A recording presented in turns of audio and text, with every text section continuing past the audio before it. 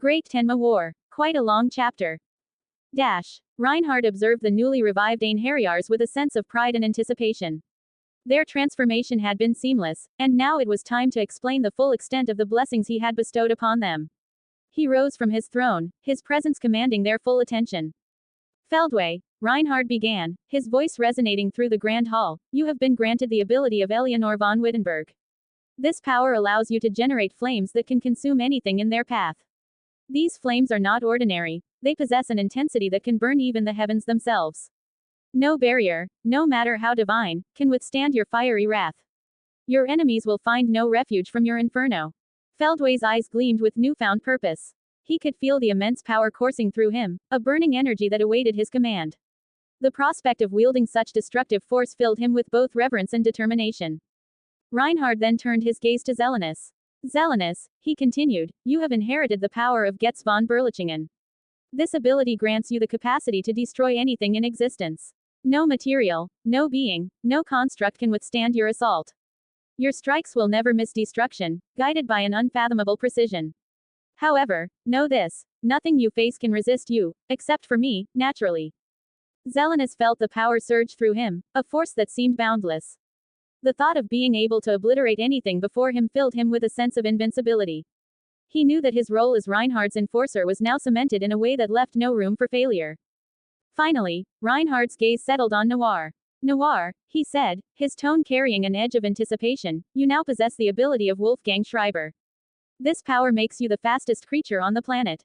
Your speed surpasses all known limits, allowing you to move faster than the eye can see, faster than thought itself. No one will be able to touch you, and your attacks will strike with blinding swiftness. In battle, you are an untouchable force, a harbinger of inevitable doom.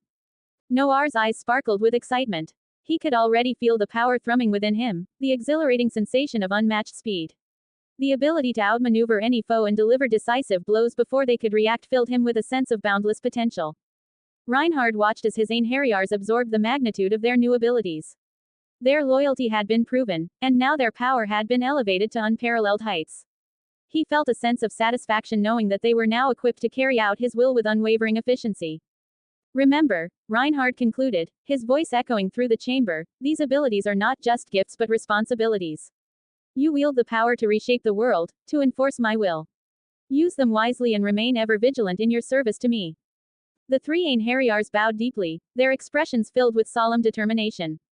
They understood the weight of their new powers and the expectations that came with them. As they rose, they were no longer just followers, they were the embodiments of Reinhard's will, ready to execute his commands with unparalleled prowess. Reinhard leaned back on his throne, his smile growing ever more cruel as a dark idea formed in his mind.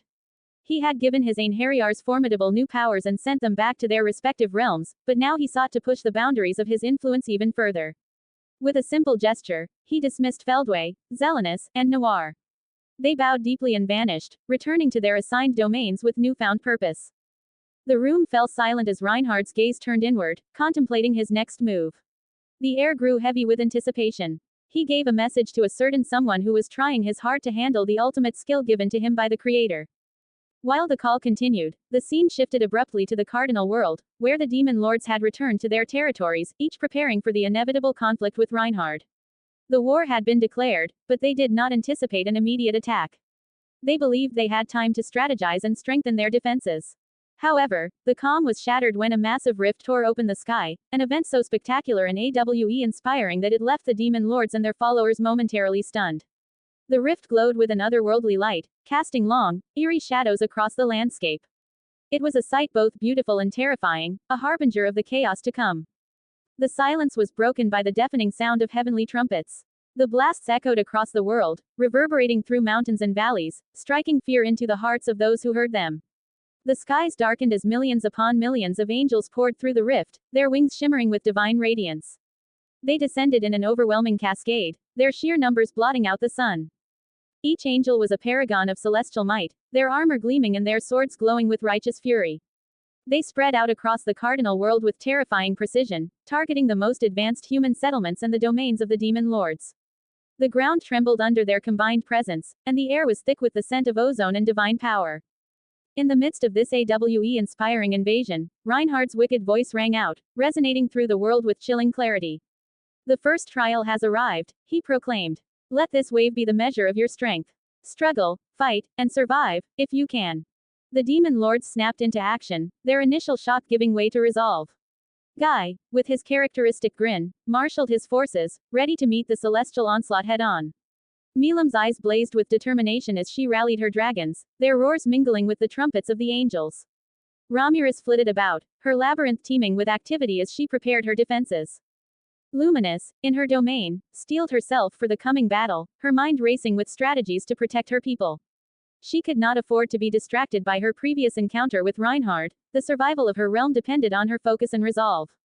Dagruel, standing guard over the gate of heavens, summoned his formidable strength, prepared to hold the line against the invading angels. Across the cardinal world, the scene was the same, races of all kinds bracing themselves for the celestial assault. The sheer number of angels and the intensity of their attack were overwhelming. Buildings crumbled under the barrage, and the skies were filled with the sounds of clashing swords and desperate cries. The demon lords and their allies fought valiantly, their powers unleashed in a desperate bid to repel the invaders. Firestorms erupted, torrents of magical energy surged, and the ground shook with the force of their combined might. Yet, despite their efforts, the angels continued to pour through the rift, an unending tide of divine warriors. Reinhardt's voice echoed again, a chilling reminder of the stakes at hand. Fight with everything you have, he taunted. Prove to me that you are worthy adversaries. Show me the strength that I seek to test. The world had plunged into chaos, a titanic struggle between the forces of heaven and the denizens of the cardinal world. The battle had just begun, and its outcome would shape the future of all existence. As the demon lords and their allies fought against the celestial onslaught, the true test of their strength, resolve, and unity had begun. Dot, dot, dot. In the midst of the chaos, Milam's laughter rang out across the battlefield, a sound of pure, unadulterated glee. Her eyes sparkled with excitement as she unleashed her devastating power upon the angelic horde. Each spell she cast was a masterpiece of destruction, ripping through the ranks of the celestial invaders with terrifying efficiency. With a single gesture, she conjured a massive firestorm that incinerated tens of thousands of angels, their divine forms reduced to ash in an instant. Is this all you've got? Milam taunted, her voice carrying over the din of battle. Her laughter was infectious, and her joy in the fight was palpable. She reveled in the sheer power she wielded, her magic crackling around her like a living thing. The angels, however, were undeterred. They moved with mechanical precision, their faces devoid of emotion, their actions driven solely by their divine programming. Milam's fists moved with blinding speed, each punch sending shockwaves through the air that obliterated any angel in its path.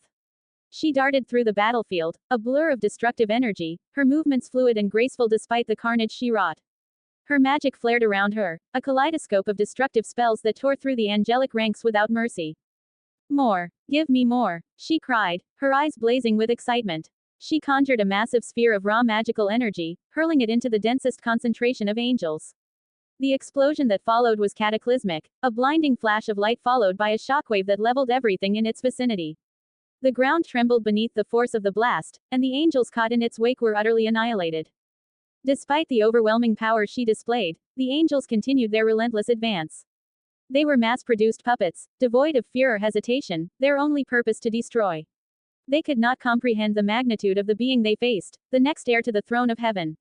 But Milam didn't care. To her, this was just another battle, another chance to unleash her full power and enjoy the thrill of combat. Her laughter echoed through the battlefield as she leapt into the air, a corona of magical energy surrounding her. With a roar, she unleashed a torrent of destruction, a rain of fiery meteors that rained down upon the angels. The ground shook with the force of the impacts, and the air was filled with the screams of disintegrating angels. Just as she was about to summon another devastating spell, a shift in the air caught her attention. A presence, powerful and menacing, approached from above. Milam's laughter ceased, her eyes narrowing as she focused on the new arrival. An angel, far more formidable than the others, descended from the heavens.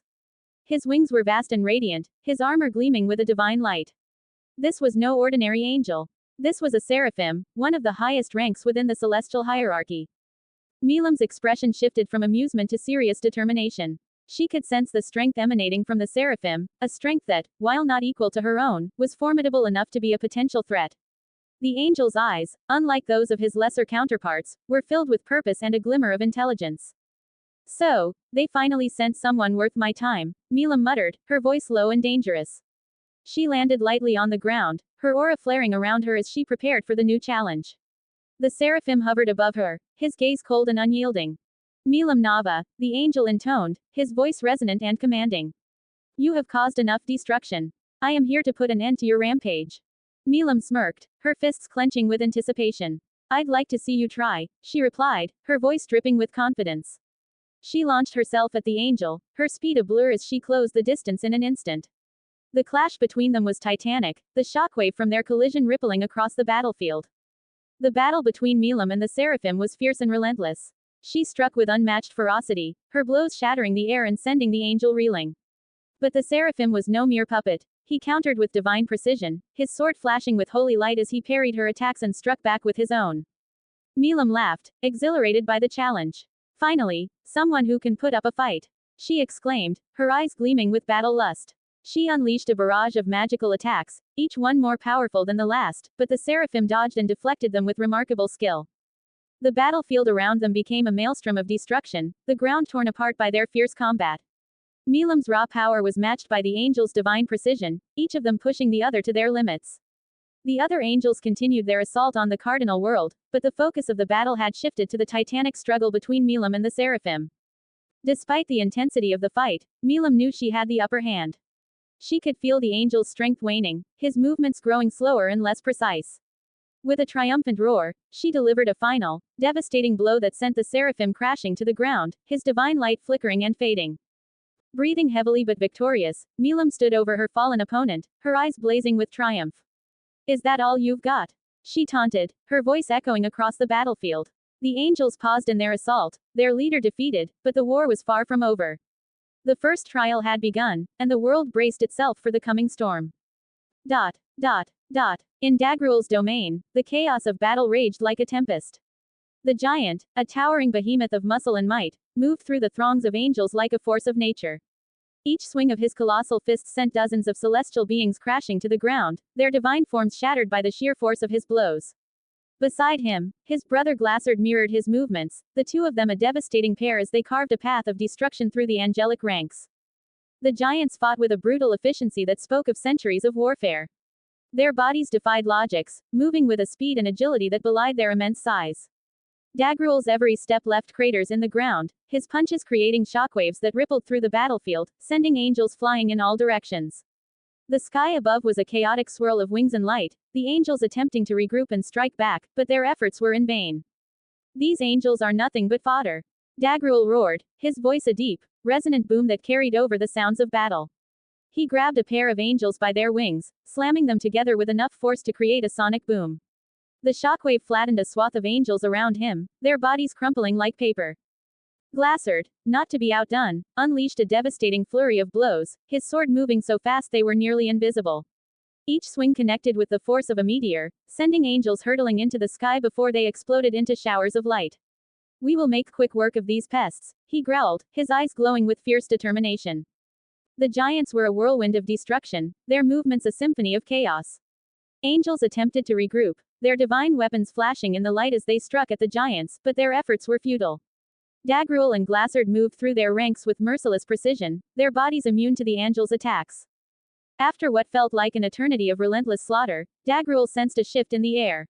He paused, his massive frame stilling as he scanned the battlefield. A presence, powerful and arrogant, was approaching. The air crackled with divine energy as the seraphim made his entrance, descending from the sky with an aura of blinding light. The seraphim, resplendent in his celestial armor, landed gracefully before Dagruel. His eyes, filled with disdain, swept over the giant and his fallen kin. Dagruel, the new king of giants, the seraphim sneered, his voice dripping with contempt. You and your kind are nothing more than insects beneath my feet. Today, you will learn your place. Dagruel's eyes narrowed, a growl rumbling deep in his chest.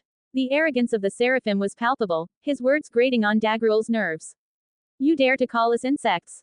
He rumbled, his voice a low, dangerous growl. You will regret those words. The seraphim laughed, a cold, mocking sound. Regret. The only regret here is that you ever thought to stand against the might of heaven. Prepare to be annihilated. Dagruel didn't waste time with further words. He launched himself at the seraphim, his massive fist arcing through the air with incredible speed. The seraphim barely had time to react, his eyes widening in surprise as Dagruel's punch connected with his chest. The impact was cataclysmic, a shockwave of raw power that obliterated everything in its path. The seraphim's divine armor shattered under the force of Dagruel's blow, his body crumpling like a ragdoll. The arrogant angel barely had time to register his defeat before his form disintegrated into nothingness, the sheer force of Dagruel's attack reducing him to dust. The battlefield fell silent, the remaining angels staring in shock at the sudden and brutal demise of their leader. Dagruel stood tall, his chest heaving with exertion, his eyes blazing with triumph. Let that be a lesson to any who dare underestimate the giants, he declared, his voice echoing across the battlefield. Dot. Dot. Dot. In the heart of Luminous's domain, chaos reigned supreme. The pristine cityscape of Night Rose, usually a beacon of elegance and order, was under siege. Angels descended from the heavens in droves, their numbers overwhelming and seemingly endless. The vampires, despite their centuries of experience and prowess, found themselves struggling against the relentless tide. Only the high nobility among them could stand their ground, but even they were beginning to falter. Luminous herself was on the front lines, her powers blazing as she fought to protect her home. She moved with lethal grace, her attacks precise and devastating. Yet, for every angel she vanquished, it seemed as though 10 more took its place. Her frustration grew with each passing moment, her elegant features twisted into a mask of fury. These damned flies, she hissed through gritted teeth, her eyes flashing with anger. How dare they invade my domain? Her energy reserves were dwindling, and the strain of maintaining her defensive spells was beginning to show. The angels were relentless, their divine forms glowing with an almost blinding intensity as they pressed their attack.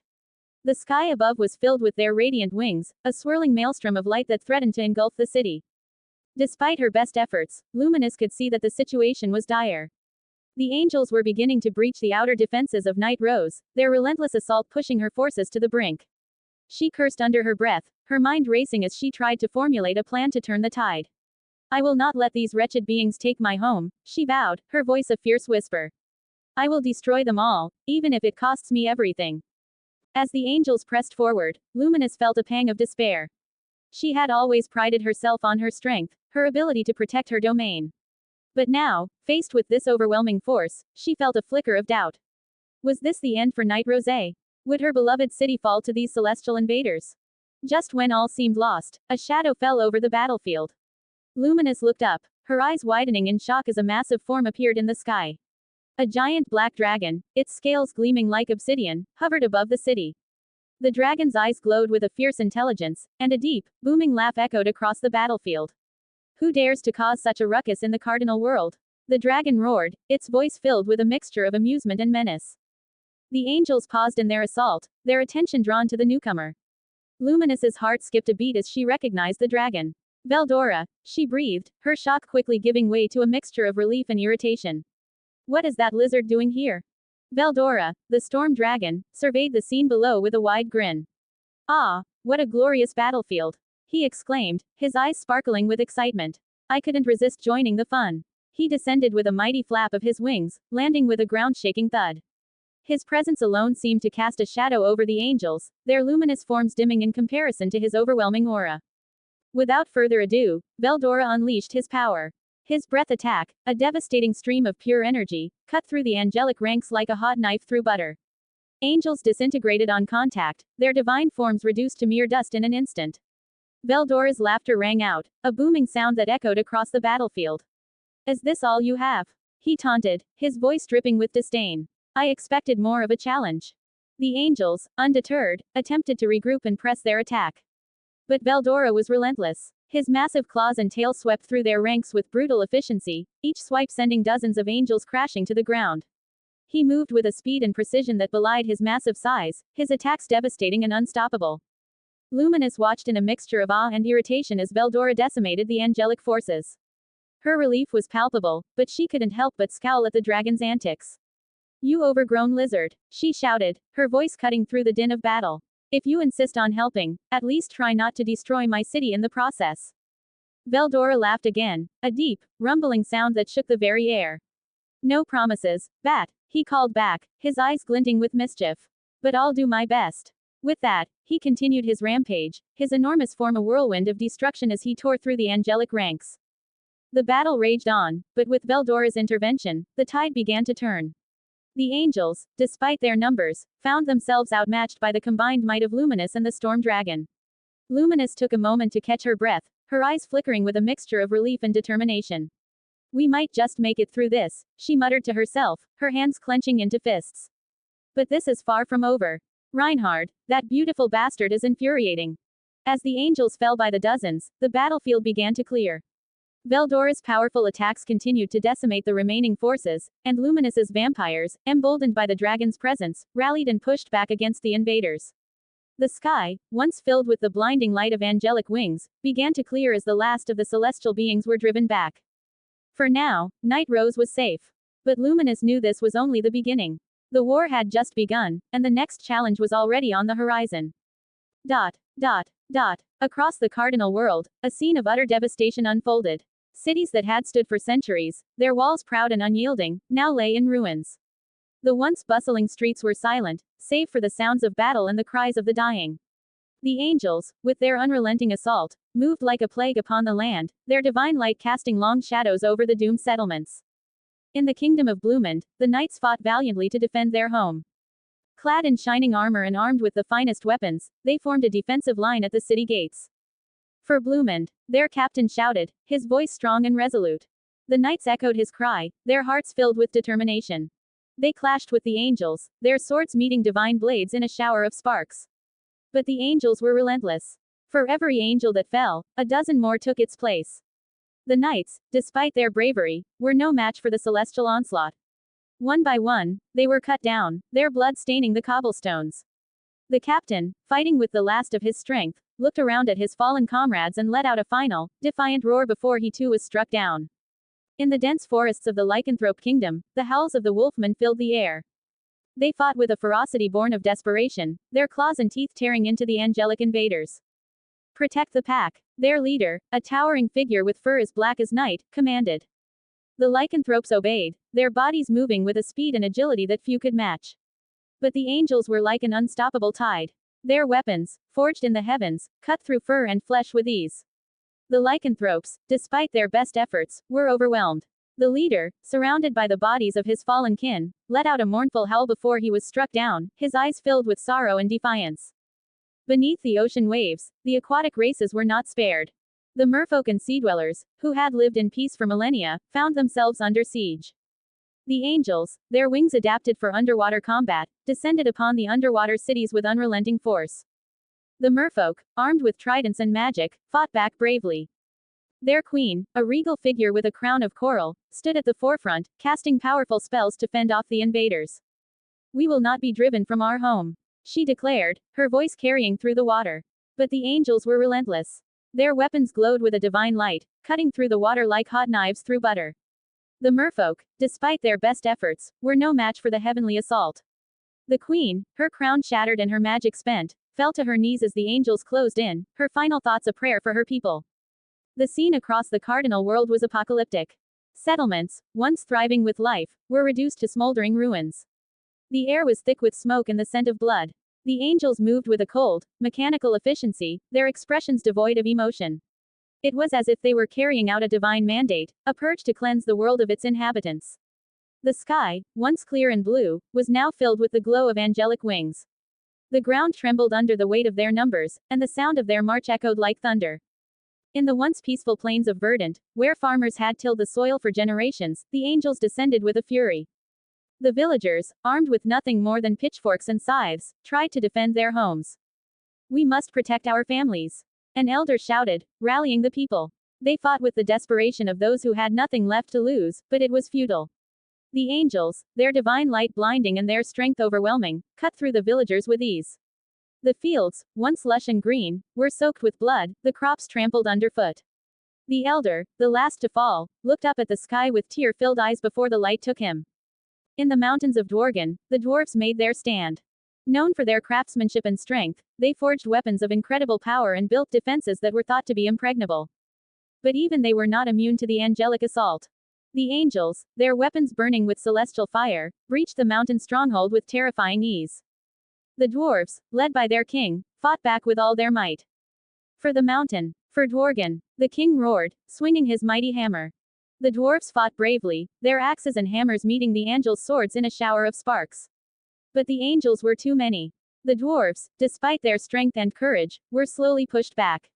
The king, his armor battered and bloodied, stood as the last line of defense. With a final, defiant swing, he struck down an angel before being overwhelmed, his hammer falling from his grasp as he was consumed by the light. Even in the remote deserts, the nomadic tribes were not spared. The angels descended upon the desert camps, their light cutting through the night like a blade. The tribesmen, skilled in survival and guerrilla warfare, fought back with everything they had. Defend our home, their chieftain cried, his voice a rallying call. The tribesmen, with their curved swords and swift camels, struck at the angels with precision and speed. But the angels, with their divine resilience, were unstoppable. The desert sands ran red with blood as the tribesmen fell one by one. The chieftain, surrounded by the bodies of his people, fought to his last breath, his spirit unbroken even as he was cut down. The cardinal world was plunged into chaos, the landscape scarred by the heavenly assault. It was as if a divine hand had reached down to erase all traces of life. The once vibrant and diverse world now lay in ruins, its inhabitants fighting a losing battle against the celestial invaders. The angels moved with purpose, their actions methodical and unyielding. The world, caught in the grip of their wrath, trembled under the weight of their judgment. Reinhardt's wicked voice echoed across the lands, a chilling reminder of the trial that had begun. The first trial has arrived, he declared, his tone filled with a cruel amusement. Stop this wave if you can. His words hung in the air like a death sentence, a reminder of the dark times that had befallen the cardinal world. The apocalypse had begun, and the survivors could only brace themselves for the trials to come. 8 comments 0 vote. Download the app for greater interaction. You can chat with me about my writing experience apart from the comments section. Asthoglho. Download app now. Guy Crimson vs Dino. I initially wanted to post this in the usual time, but since I created a lot of chapters yesterday, here you go. Throw some stones. In the icy expanse of the northern continent, the air crackled with the energy of impending battle. Guy Crimson, the Lord of Darkness, stood at the forefront of his domain, his piercing red eyes scanning the horizon. The sheer number of angels descending upon his territory was staggering, a testament to the threat he posed to Reinhardt's ambitions. Beside him, his loyal maids, Misery and Rain, prepared for the onslaught, their expressions a mix of anticipation and bloodlust. Let them come, Guy said, a smirk playing on his lips. Let's show them the true meaning of fear. At his command, the army of greater demons surged forward, their dark forms a stark contrast to the glowing angels. The battlefield erupted into chaos as demons clashed with angels, the sound of battle reverberating through the frozen air. The demons, with their infernal strength and dark magic, were formidable opponents. The angels, despite their divine power, found themselves at a disadvantage. Demons were their natural bane, and every strike from a demon seemed to sap their celestial energy. Rain, the primordial of blue, with her sapphire eyes glowing with power, moved with lethal grace. Her mastery over magic allowed her to wield devastating spells that tore through the angelic ranks. Water and ice erupted from the ground, entangling and crushing the angels with ruthless efficiency. Poisonous mists enveloped the battlefield, weakening the angels and leaving them vulnerable to the demons' attacks. Is this all you've got? Rain taunted, her voice dripping with sarcasm. Come on, give me a challenge. Misery, the primordial of Green, fought with a quiet intensity. Her command over vines and poison magic made her a fearsome opponent. She summoned a bunch of vines that swept through the angels, drowning them in waves of poison power. Nuclear magics formed at her command, piercing through the angels' celestial armor and shattering them into fragments of light. Despite her calm demeanor, there was no mistaking the deadly precision of her attacks. Stay focused, Rain, Misery said, her voice calm but firm. We have a lot of work to do. Guy watched his maids with satisfaction before turning his attention to the cherubims that had begun to appear among the angelic ranks. These high-ranking angels were formidable opponents, their power far surpassing that of the ordinary angels. Guy's grin widened. This was exactly what he had been waiting for. Finally, something worth my time, Guy said, his voice a low growl. He raised a hand, summoning a massive surge of dark energy. With a flick of his wrist, he unleashed it upon the cherubims, the darkness spreading like a living entity. The cherubims tried to counter with their holy light, but the dark energy enveloped them, snuffing out their divine aura. One cherubim, with 6 wings and a blazing sword, broke free from the darkness and charged at Guy. Its eyes burned with righteous fury. You will not prevail, Demon Lord. It declared, its voice echoing with divine authority. Guy laughed, a deep, resonant sound that seemed to shake the very air. We'll see about that, he replied. He met the cherubim's charge head-on, his own dark magic clashing against the angel's divine light. The force of their collision sent shockwaves through the battlefield, and for a moment, it seemed as if time itself had stopped. The cherubim fought with all its might, its strikes swift and precise. But Guy was faster, stronger. He parried each blow with ease, his movements a blur of dark energy. With a final, powerful strike, he engulfed the cherubim in a vortex of darkness, crushing its divine form until it disintegrated into a burst of light. Too easy, Guy muttered, his eyes scanning for the next challenger. All around him, the battle raged on. Misery and Rain continued their onslaught, their combined efforts decimating the angelic ranks. The demons, invigorated by their leader's prowess, fought with renewed ferocity. The angels, despite their divine origin, were no match for the combined might of Guy and his forces. From the icy cliffs overlooking the battlefield, Belzard watched, her presence a silent reassurance. Guy had made it clear that this was his fight, and she respected his wishes. But she remained vigilant, ready to intervene if the situation demanded it. For now, she was content to let Guy have his fun. The battlefield was a maelstrom of chaos and destruction. The angels, though powerful, found themselves overwhelmed by the relentless assault of the demons. The northern continent, already a desolate and harsh land, was transformed into a hellscape of fire and ice, a testament to the fury of the demon lord and his allies. As the battle continued, Guy's laughter rang out, a sound that struck fear into the hearts of his enemies and filled his allies with unwavering confidence.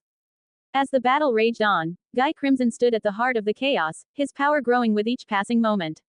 The battlefield was a maelstrom of divine and infernal energies, a testament to the sheer scale of the conflict. Guy's mastery over his ultimate skill, Lord of Pride, Lucifer, had reached new heights. He barely needed to exert any effort. His attacks had become instinctive, a natural extension of his will. With each flick of his wrist, napalm bursts erupted across the battlefield, engulfing millions of angels in a fiery inferno.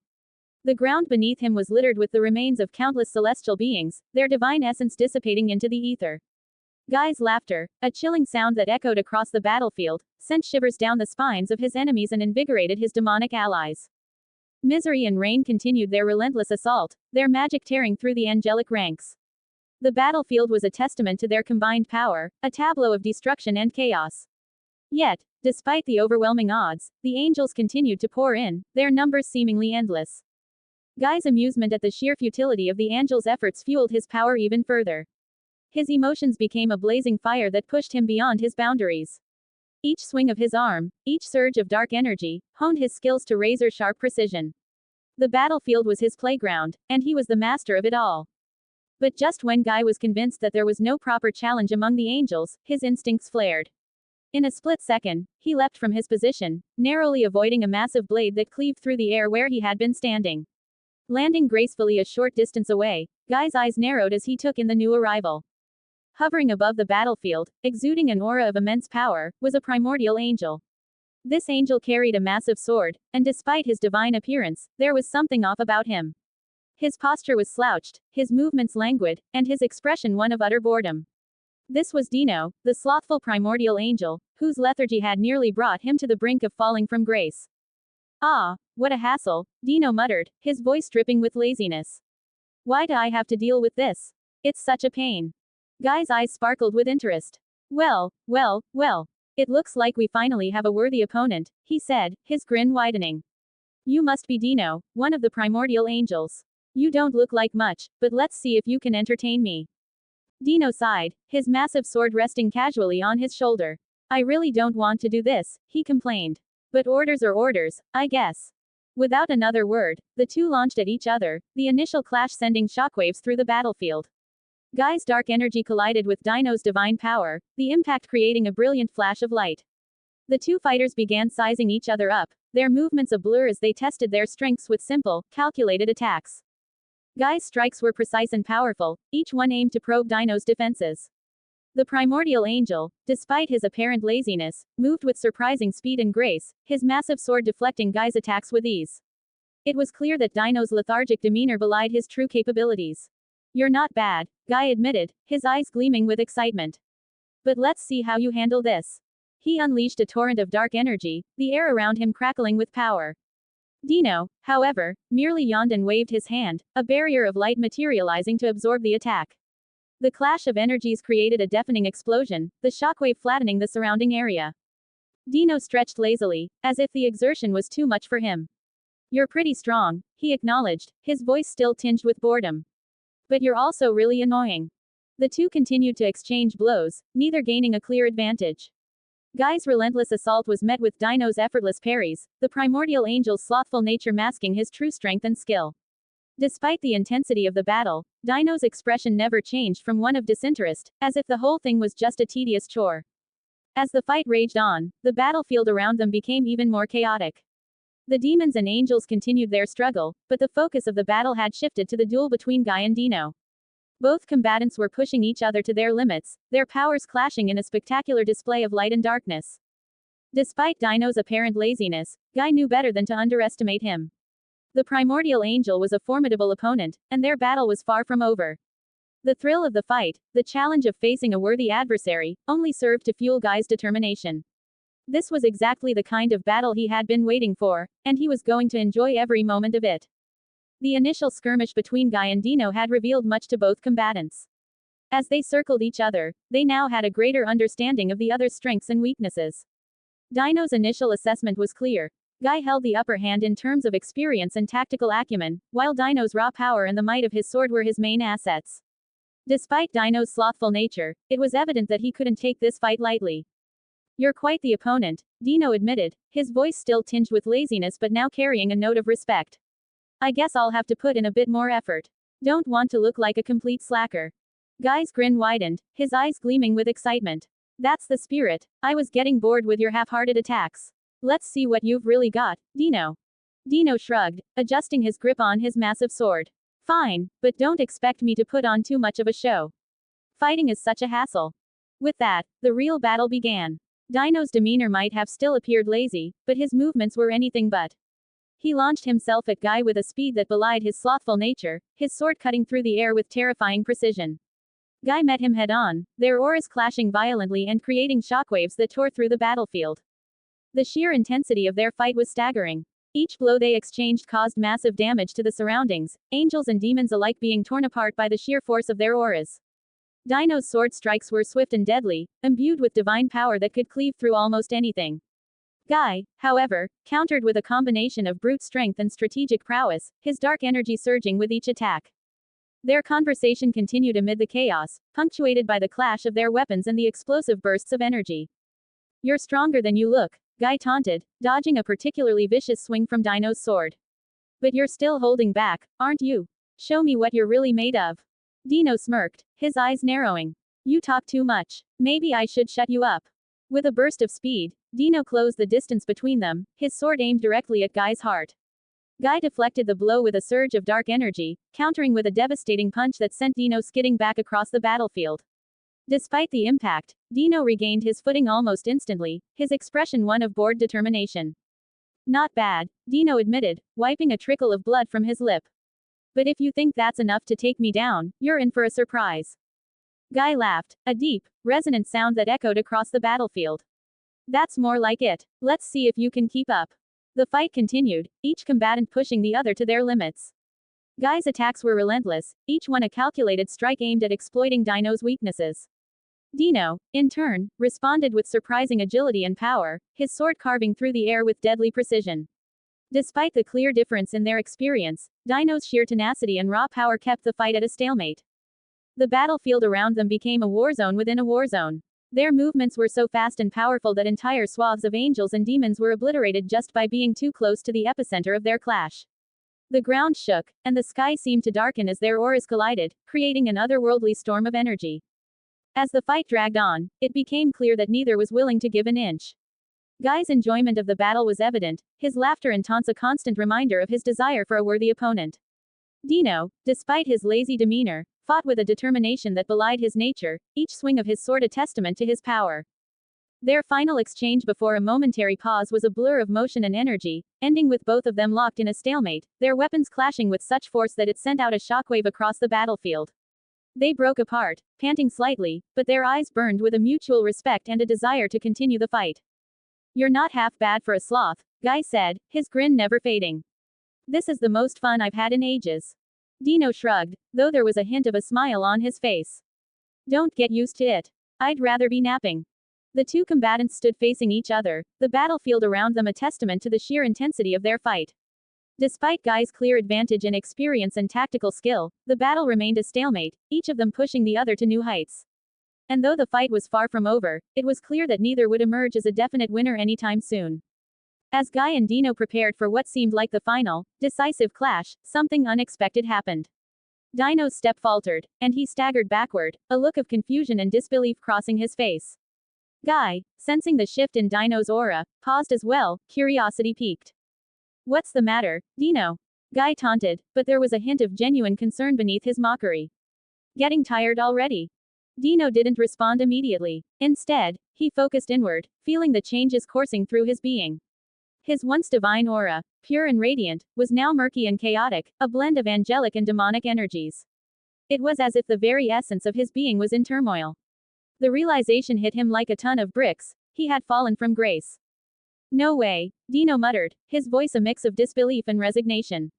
"I've fallen." His pristine, angelic features began to alter subtly. His wings, once a brilliant, immaculate white, were now a tarnished gray with edges tinged in black. His aura, which had been a beacon of divine light, was now a turbulent swirl of light and shadow. The transformation was as much spiritual as it was physical, a complete redefinition of his existence. The most profound change, however, was in his ultimate skill. What was once the angelic power of angelic ultimate skill, had now twisted into something entirely new. Dino could feel the shift, the merging of angelic purity and demonic might into a single, potent force. His new ultimate skill emerged. Fallen King, Lucille. As he adapted to the new skill, Dino could sense its capabilities. It was a powerful amalgamation, a fusion of Guy's overwhelming might and Milam's destructive force, yet inherently different. While it lacked the singular superiority of either, it possessed a unique versatility and balance, allowing Dino to harness both divine light and infernal darkness. Guy watched this transformation with a mixture of amusement and intrigue. His grin widened, eyes gleaming with a newfound excitement. "So, you've finally embraced your true nature," he remarked, his voice dripping with satisfaction. "This should be fun." Dino, still reeling from the transformation, straightened himself. Despite the chaos within, there was a new resolve in his eyes. He might have fallen, but he was far from defeated. "Don't think this changes anything," he said, his voice steady. "I'm still going to give you a fight you won't forget." Guy's aura flared with dark energy, the ground beneath him cracking under the pressure. "That's the spirit. Show me what you've got, fallen angel." The two combatants launched at each other once more, their clash more intense than ever. Dino's new skill allowed him to tap into both the divine and demonic, creating a whirlwind of energy that could decimate everything in its path. His sword, now imbued with a blend of angelic light and demonic shadow, struck with unparalleled ferocity. Guy, sensing the heightened danger, finally unleashed a portion of the strength he had been holding back. His attacks grew more powerful, more precise, as he matched Dino blow for blow. The battlefield around them was a maelstrom of destruction, their combined powers tearing through the ranks of angels and demons alike. Each strike was a testament to their raw power and mastery of their respective abilities. Dino's newfound versatility allowed him to counter many of Guy's attacks, creating a dynamic and unpredictable fight. Guy, on the other hand, relished the challenge, pushing himself to adapt and overcome Dino's dual powers. For a moment, it seemed as if the fight might finally tilt in Guy's favor. His dark energy surged, overwhelming Dino's defenses. But Dino, tapping into the full potential of Fallen King, Lucille, retaliated with a devastating combination of light and dark, forcing Guy back. The ground shattered beneath them, the sky darkened by their clashing auras. It was a battle of epic proportions, a testament to the power and resilience of both combatants. Despite the vast difference in their experiences and strengths, the fight remained a stalemate, each of them pushing the other to their absolute limits. In the midst of this chaos, there was a strange sense of camaraderie. Both Guy and Dino understood the thrill of a worthy opponent, the exhilaration of a battle that tested every ounce of their strength and skill. And as their fight raged on, it was clear that neither of them would emerge as a definite winner anytime soon. Yet, in that moment, it didn't matter. The thrill of the fight, the clash of titans, was all that mattered. After hours of relentless battling, the two titans stood amidst the devastation they had wrought. The landscape around them was a testament to their raw power, a desolate wasteland where once vibrant life had thrived. Dino, despite his newly acquired power and resilience as a fallen angel, was visibly fatigued. Guy, on the other hand, remained composed, his amusement unbroken even after the extended conflict. As Dino prepared to launch another attack, Guy raised a hand, signaling him to stop. "That's enough," Guy declared, his voice carrying an unyielding authority. There's no point in continuing this. Dino froze mid-motion, his sword arm trembling slightly from exhaustion and frustration. What do you mean, no point? He retorted, though his voice lacked the fire it had at the start of their fight. We haven't even finished. Guy's grin widened, a mixture of condescension and respect in his gaze. It's clear you've already lost, he said calmly. I've fully adapted to your fighting style, and I've even copied your ultimate skill. You've got nothing left to surprise me with. Dino's frustration was palpable, but deep down, he knew Guy was right. The advantage he had tried to leverage with his newly transformed abilities had dwindled to nothing as Guy continued to adapt and counter his every move. There was no path to victory left. With a heavy sigh, Dino let himself fall to the ground, his sword clattering beside him. Damn it, he muttered, rubbing the back of his neck. This is harder than I thought. Guy approached him, his presence still commanding even in the aftermath of their battle. Extending a hand towards Dino, Guy's voice softened slightly. As a sign of respect for your power, I'm offering you a place in the Demon Lord Council. Dino looked up, surprise and confusion etched across his face. What? He asked, clearly taken aback. You want me to join you? You have no place in heaven anymore, Guy continued, his tone persuasive. Your source is tainted, you've fallen from grace. But here, in the Demon Lord Council, you can find a new purpose. We respect power and freedom above all else. And I can tell you appreciate the freedom to do as you please. Dino's eyes narrowed as he considered the offer.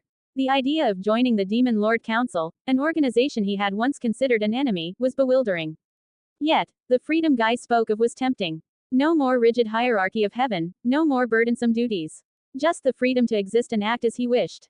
Freedom, huh? Dino mused aloud, his gaze drifting as he pondered the possibilities. The notion of a life unshackled by divine expectations was enticing, a stark contrast to the strict order of heaven. Guy watched him intently, sensing the internal conflict. You fought well, he added, his voice carrying a rare note of sincerity. You've entertained me, and that's more than most can say. Join us, Dino. Find a place where your strength is truly appreciated. Dino took a deep breath, the tension in his shoulders easing as he made his decision. All right, he said finally, a reluctant smile forming on his lips. I'll join your council. At least there, I can laze around without anyone bothering me. Guy chuckled, extending his hand further. Welcome to the Demon Lord Council, Dino. Dino grasped Guy's hand, sealing the agreement. Just don't expect me to work too hard, he warned, though his tone was light. No promises, Guy replied with a smirk. But I think you'll fit in just fine. As the adrenaline of battle faded, exhaustion washed over Dino. Without warning, he slumped back, falling asleep on the spot, his snores echoing softly amidst the ruins of their battlefield. Guy looked down at the sleeping angel-turned-demon, an amused expression crossing his features. Lazy to the core, he muttered, shaking his head with a grin. But he'll do. With that, Guy turned his gaze back to the horizon, the weight of the ongoing war against Reinhard never far from his mind. But for now, at least, he had gained a powerful new ally, one who might just prove invaluable in the battles to come. In Gladsheimer, Reinhard lounged on his ornate throne, his piercing gaze fixed on the scenes unfolding in the cardinal world. Every clash, every scream, every ounce of chaos brought a wicked smile to his lips. For Reinhard, the devastation below was nothing more than an elaborate spectacle, a grand play orchestrated for his amusement. Beside him, Feldway stood in silent reverence, absorbing the chaotic scenes with far less enthusiasm. He watched as the demon lords and their armies fought valiantly against the tide of angels. Despite the sheer scale of destruction, Feldway's loyalty to Reinhard was unwavering.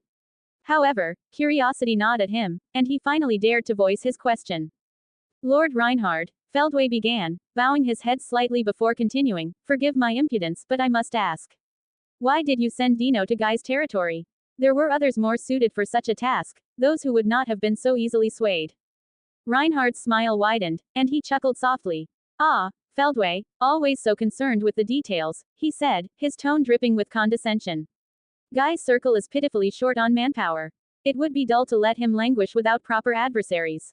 Besides, he added, his eyes glinting with malicious delight, I knew Dino would switch sides. It would be more amusing this way. Feldway's brow furrowed in thought, but he refrained from questioning further. He understood that Reinhardt's vision extended far beyond his own, and the intricate machinations of his master were not for him to fully comprehend. Instead, he focused on his duty and delivered his report. The battlefield is stabilizing, Master, Feldway said, his voice steady. The demon lords are adapting, and their resistance is growing stronger. They are no longer struggling as they were initially. Reinhardt's amusement seemed to deepen at this news. He turned his gaze from the unfolding chaos to Feldway, his expression one of both approval and anticipation. Is that so? He mused, tapping his fingers rhythmically against the armrest of his throne. I suppose it's time to spice things up a bit. Feldway's heart skipped a beat, but he quickly composed himself and dropped to one knee. Your will is absolute, Master Reinhardt, he said, his voice filled with unwavering devotion. Your words are the law. Reinhardt leaned forward, his cruel smile never faltering. Indeed, Feldway, prepare yourself, he said, his voice a chilling whisper that echoed through the grand halls of Gladsheimer. For now, it is time for you to join the fray. The atmosphere in Gladsheimer grew even more oppressive as Reinhardt's declaration hung in the air. The anticipation of his next move sent a shiver through the loyal followers who inhabited the celestial palace. They knew that Reinhardt's involvement would escalate the conflict to unimaginable heights. As Feldway remained kneeling, Reinhardt's eyes sparkled with a sadistic glee. He reveled in the suffering and chaos he had unleashed upon the world below, and the thought of his direct participation in the conflict filled him with a dark thrill. For Reinhardt, the cardinal world was nothing more than a stage for his grand performance, and he was eager to play his part. 4 comments 0 vote. Feldway's Yetzira. As the world fought desperately against the hordes of angels, a sudden, eerie change rippled through the battlefield. The cacophony of battle cries and clashing weapons began to fade, replaced by a profound, unsettling silence. All at once, the angels halted their movements as if responding to an unseen command. It was as if time itself had paused, leaving both defenders and assailants suspended in a moment of uncanny stillness. Warriors from every corner of the cardinal world stood bewildered, their breaths held in anticipation. The angels, who had been relentless and merciless in their assault, now turned in unison, their collective gaze shifting toward a singular point on the horizon. To some, this focal point lay to the north, to others, it was south, east, or west. Yet, no matter their position, it became undeniably clear that every angel was staring at the same spot, the center of the continent. The scene was hauntingly beautiful and deeply unsettling. The angels' movements were synchronized, almost mechanical, as they began to rise into the air. Their wings, glowing with an ethereal light, created a shimmering wave of luminescence that spread across the sky. This wave rolled outward, touching every part of the world, transforming the heavens into a canvas painted with angelic light. From remote villages to bustling cities, from dense forests to barren wastelands, eyes turned skyward to witness the unfolding phenomenon. The weaker settlements, which had been on the brink of annihilation, felt a wave of relief wash over them. The angels' departure, though unnerving, signaled a temporary reprieve from the unyielding assault. For the warriors on the front lines, the sight was both a blessing and a curse. They had been spared, but the mystery of the angels' new directive gnawed at their minds. What force could command such a disciplined and immediate response from these celestial beings? In the sky, the angels began to converge, flying with a purpose that seemed almost reverent. Their destination was clear, the center of the continent, where an unknown force now called them. The serene, almost graceful flight of the angels stood in stark contrast to the violent chaos they had inflicted just moments before. As the angels moved, their silence was deafening. The usual hum of energy that accompanied their presence had faded, replaced by a quiet that felt heavy with anticipation. The world watched, breathless, as the vast, glittering swarm of angels ascended and aligned themselves into a massive, orderly formation. Their ranks stretched as far as the eye could see, creating a sight that was both magnificent and terrifying. For those left behind, the relief of survival mingled with an undercurrent of dread. What could lie at the heart of the continent that warranted such a mass exodus of angelic forces? What new threat or mystery awaited in the wake of their departure? The haunting beauty of the angels' flight, their synchronized movements, and the sheer scale of their numbers left an indelible mark on all who witnessed it. This was a moment that would be etched into the annals of history, a prelude to an even greater, more profound conflict yet to come. The demon lords were perplexed by the sudden, coordinated actions of the angels. Their curiosity was piqued, yet not all of them could afford the time to investigate. Luminous was preoccupied with restoring order in her domain, barking orders as she forcibly shooed Veldora away from her territory, irritated by his careless destruction. Dagruel, with a heavy heart, was organizing his army, tending to the wounded and carrying the fallen to bless their souls, ensuring their valor was honored. However, Milam, Guy, and Dino found themselves unencumbered. Guy, who asked Belzard to watch over his territory, gathered the two and set off towards the heart of the continent, determined to uncover the source of this angelic convergence. The journey was swift, their powerful forms cutting through the air with ease, each of them silently mulling over the mystery that lay ahead. As they approached the scene, the first thing that struck them was the sheer scale of the angelic assembly. Millions of angels, their wings shimmering with celestial light, were gathered in a vast formation, their eyes fixed on a central figure who exuded an overwhelming aura of fire and holiness. The sky was ablaze with a golden glow, as if the heavens themselves were on fire. Descending closer, the three demon lords beheld the AWE-inspiring sight. In the center stood a six-winged angel, his wings unfurled and crackling with an intense, almost tangible heat. His very presence seemed to warp the air around him, creating ripples of fiery energy that cascaded outwards. The angel's body was enveloped in a blazing aura, the flames licking at the edges of his form yet never consuming him. Guy, Milam, and Dino felt a palpable pressure as they drew nearer. The sheer power radiating from this angel was unlike anything they had ever encountered. Dino, in particular, felt a cold sweat trickle down his spine as recognition dawned on him. This was Feldway, his former superior, and a being whose strength was unparalleled even among the primordial angels. To say Dino was terrified would be an understatement. The sight of Feldway sent a shiver of fear and reverence coursing through him. Feldway stood tall, his expression a mix of serene confidence and fiery determination. The flames surrounding him pulsed rhythmically, mirroring the beat of his heart. He gazed at the demon lords with an intensity that seemed to pierce through to their very souls. The other angels, sensing his supreme authority, began to kneel, their heads bowed in a display of unwavering allegiance. The sight was mesmerizing, the coordination and reverence of the angelic host creating a scene that was both beautiful and terrifying. As the last angel took its place in the vast, kneeling ranks, Feldway raised a hand, and the flames around him roared to life, growing even more intense. The ground beneath him cracked and sizzled from the heat, and the air shimmered with the sheer power he emanated. Feldway basked in his own might, a living embodiment of divine fire. Milam, always brash and headstrong, felt a rare flicker of hesitation. Guy, usually unflappable, found himself momentarily stunned by the grandeur and power of Feldway's entrance. Dino, meanwhile, could only stare, his mind racing as he tried to comprehend the full implications of Feldway's presence. The scene was one of divine spectacle, a display of power that left an indelible mark on all who witnessed it. Feldway's entrance was not just epic, it was a declaration, a testament to the might of heaven and the challenge that now lay before the demon lords. The stage was set for a confrontation that would shake the very foundations of the cardinal world.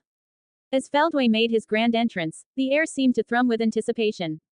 The very ground beneath the demon lord's feet seemed to vibrate with the sheer power emanating from the primordial angel.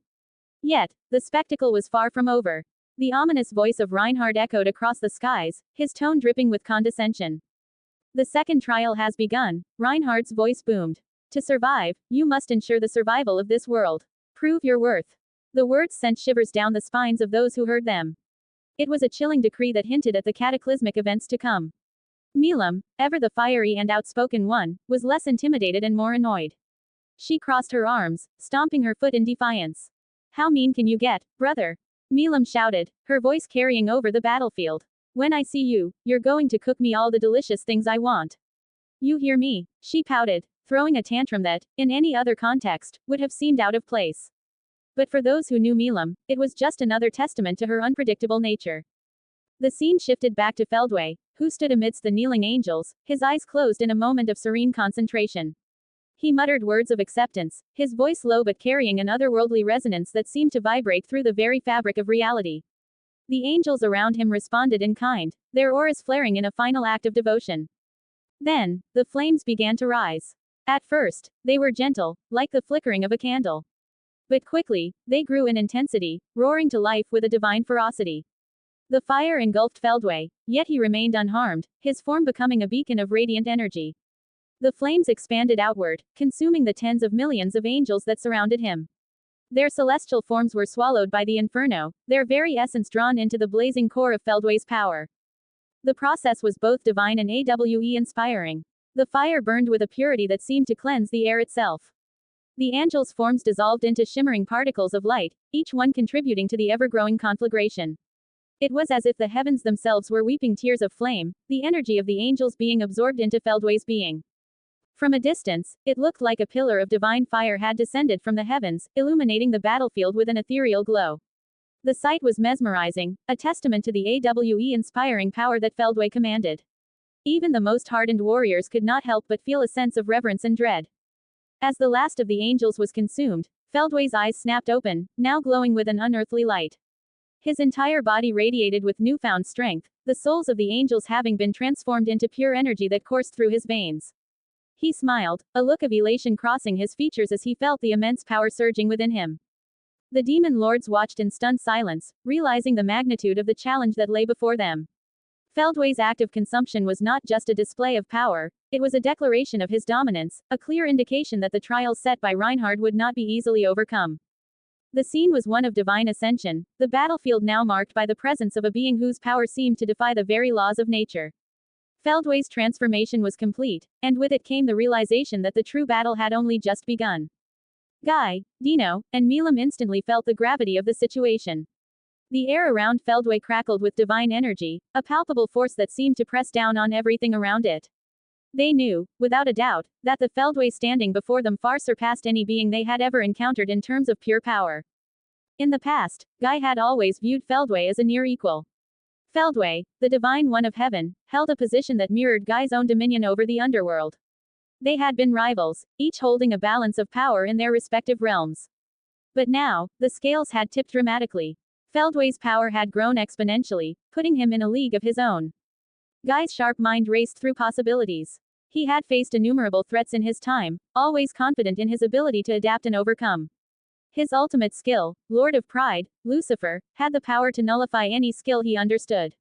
But as he observed the flames enveloping Feldway, he realized that this was something beyond his comprehension. These flames were not part of the system that governed their world, they were an anomaly, an aberration that defied the rules set by Veldanava. Unless Milam goes berserk and taps into that nigh-infinite power of hers again, there's no stopping him, Guy muttered, his voice tinged with a rare note of concern. The thought of relying on Milam's berserk state was unsettling. While it granted her immense power, it also rendered her uncontrollable and unpredictable. It was a last resort, not a reliable strategy. Milam, always one to act on impulse, was already preparing herself for a confrontation, her fists clenched and her eyes ablaze with determination. Dino, on the other hand, was more cautious, his lazy demeanor masking a keen awareness of their dire situation. He knew Feldway well enough to understand that this new power made him nearly invincible. Guy's mind continued to churn. He could feel the limits of his own power being tested just by standing near Feldway.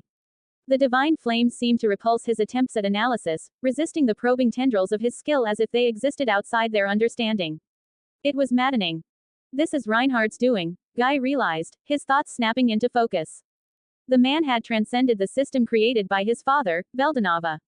He had pushed beyond the boundaries of their world, crafting powers that defied the established order. Damn him, Guy cursed under his breath, a rare show of genuine frustration. The landscape around them bore the scars of Feldway's arrival. The angels, now fused with his essence, had turned the battlefield into a scene from a divine apocalypse.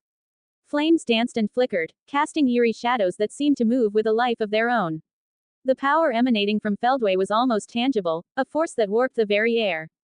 Milam's fiery resolve clashed with Dino's cautious pragmatism, but both knew that Guy's assessment was accurate. Feldway was a force unlike any they had faced before. The thought of confronting him head-on sent a shiver down their spines, but retreat was not an option. As Feldway basked in his newfound power, a confident smile playing on his lips, the three demon lords stood in silent agreement. They would face this challenge together, drawing on their combined strength and wits. But deep down, each of them understood the gravity of the situation. They were up against a power that transcended their understanding, a force unleashed by a man who had rewritten the very rules of their existence. And as the flames continued to burn, consuming everything in their path, the realization set in that the true battle was only just beginning. Rudra sat on his throne, his brow furrowed in deep confusion. The sudden disappearance of the angels from his sight and the cryptic mention of a second trial by Reinhard gnawed at his mind. He had released the angelic army at Reinhard's behest, trusting the enigmatic figure's words. Yet, he hadn't anticipated the sheer devastation that would follow. The current Rudra, despite his immense power, still held onto his human morals. The guilt from the countless deaths weighed heavily on him, especially since the angels had been summoned through his own ultimate skill, a gift from Veldanava himself. Why did they vanish? Rudra muttered, his voice barely a whisper. He looked up, his eyes meeting those of Velgrund, his loyal companion and confidant. What is Reinhard planning?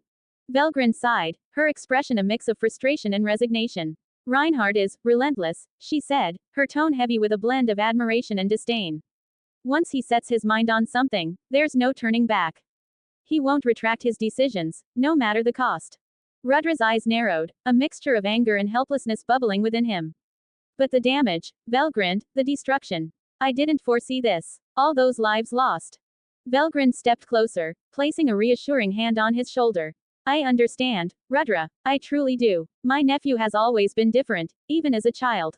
There was a coldness to him, a determination that bordered on the fanatical. He inherited the power of Veldanava, but his heart, it is as unyielding as the abyss. Rudra felt a shiver run down his spine. He had always known Reinhard to be powerful, but hearing Velgrind's words painted a darker picture. We must stop this, Velgrind. We must put an end to his games before the world itself breaks. Velgrind nodded, her eyes filled with determination. You're right. For the sake of this world, we cannot let Reinhard's madness continue unchecked. Even if it means siding with Guy and the others, we have to act. Rudra's heart felt heavy with the weight of his decision. Aligning with Guy was not something he took lightly, but the well-being of the world was at stake. He stood up, his resolve hardening. Then we shall join the fray. We will confront Reinhard and put an end to this madness. Velgrind's lips curled into a small, approving smile. Let's do this, Rudra. Together, we can make a difference. We can stop him. With a deep breath, Rudra reached for his sword, the blade gleaming in the dim light of the throne room. The weight of the weapon felt reassuring in his hand, a symbol of his commitment to protect the world from the chaos unleashed by Reinhard. He knew the path ahead would be fraught with challenges, but with Velgrind by his side, he felt a renewed sense of purpose. As they prepared to leave, Velgrind's thoughts lingered on her nephew. She knew Reinhard's ruthlessness all too well, and it pained her to think of what he had become.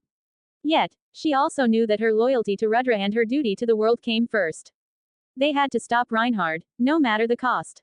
With one last glance at each other, Rudra and Velgrind set off, ready to face the trials ahead and confront the enigmatic force that threatened to tear their world apart. Guy, Milam, and Dino stood frozen, watching as Feldway finished devouring the myriad souls of the fallen angels. The fire that consumed them had granted Feldway an overwhelming surge of power, and it was evident in the aura that now surrounded him. Feldway's eyes, glowing with a newfound intensity, met theirs, and a small, confident smile played across his lips. The stillness was broken as Feldway's gaze shifted slightly. I see Rudra approaches, he said, his voice carrying an eerie calm. It seems I must make haste. He began to chant, his voice resonating with a divine and ominous power. Elikan, Tesfaye Zohar Shahina, Yahad Etzchaim Olam. The demon lords knew better than to stand idle.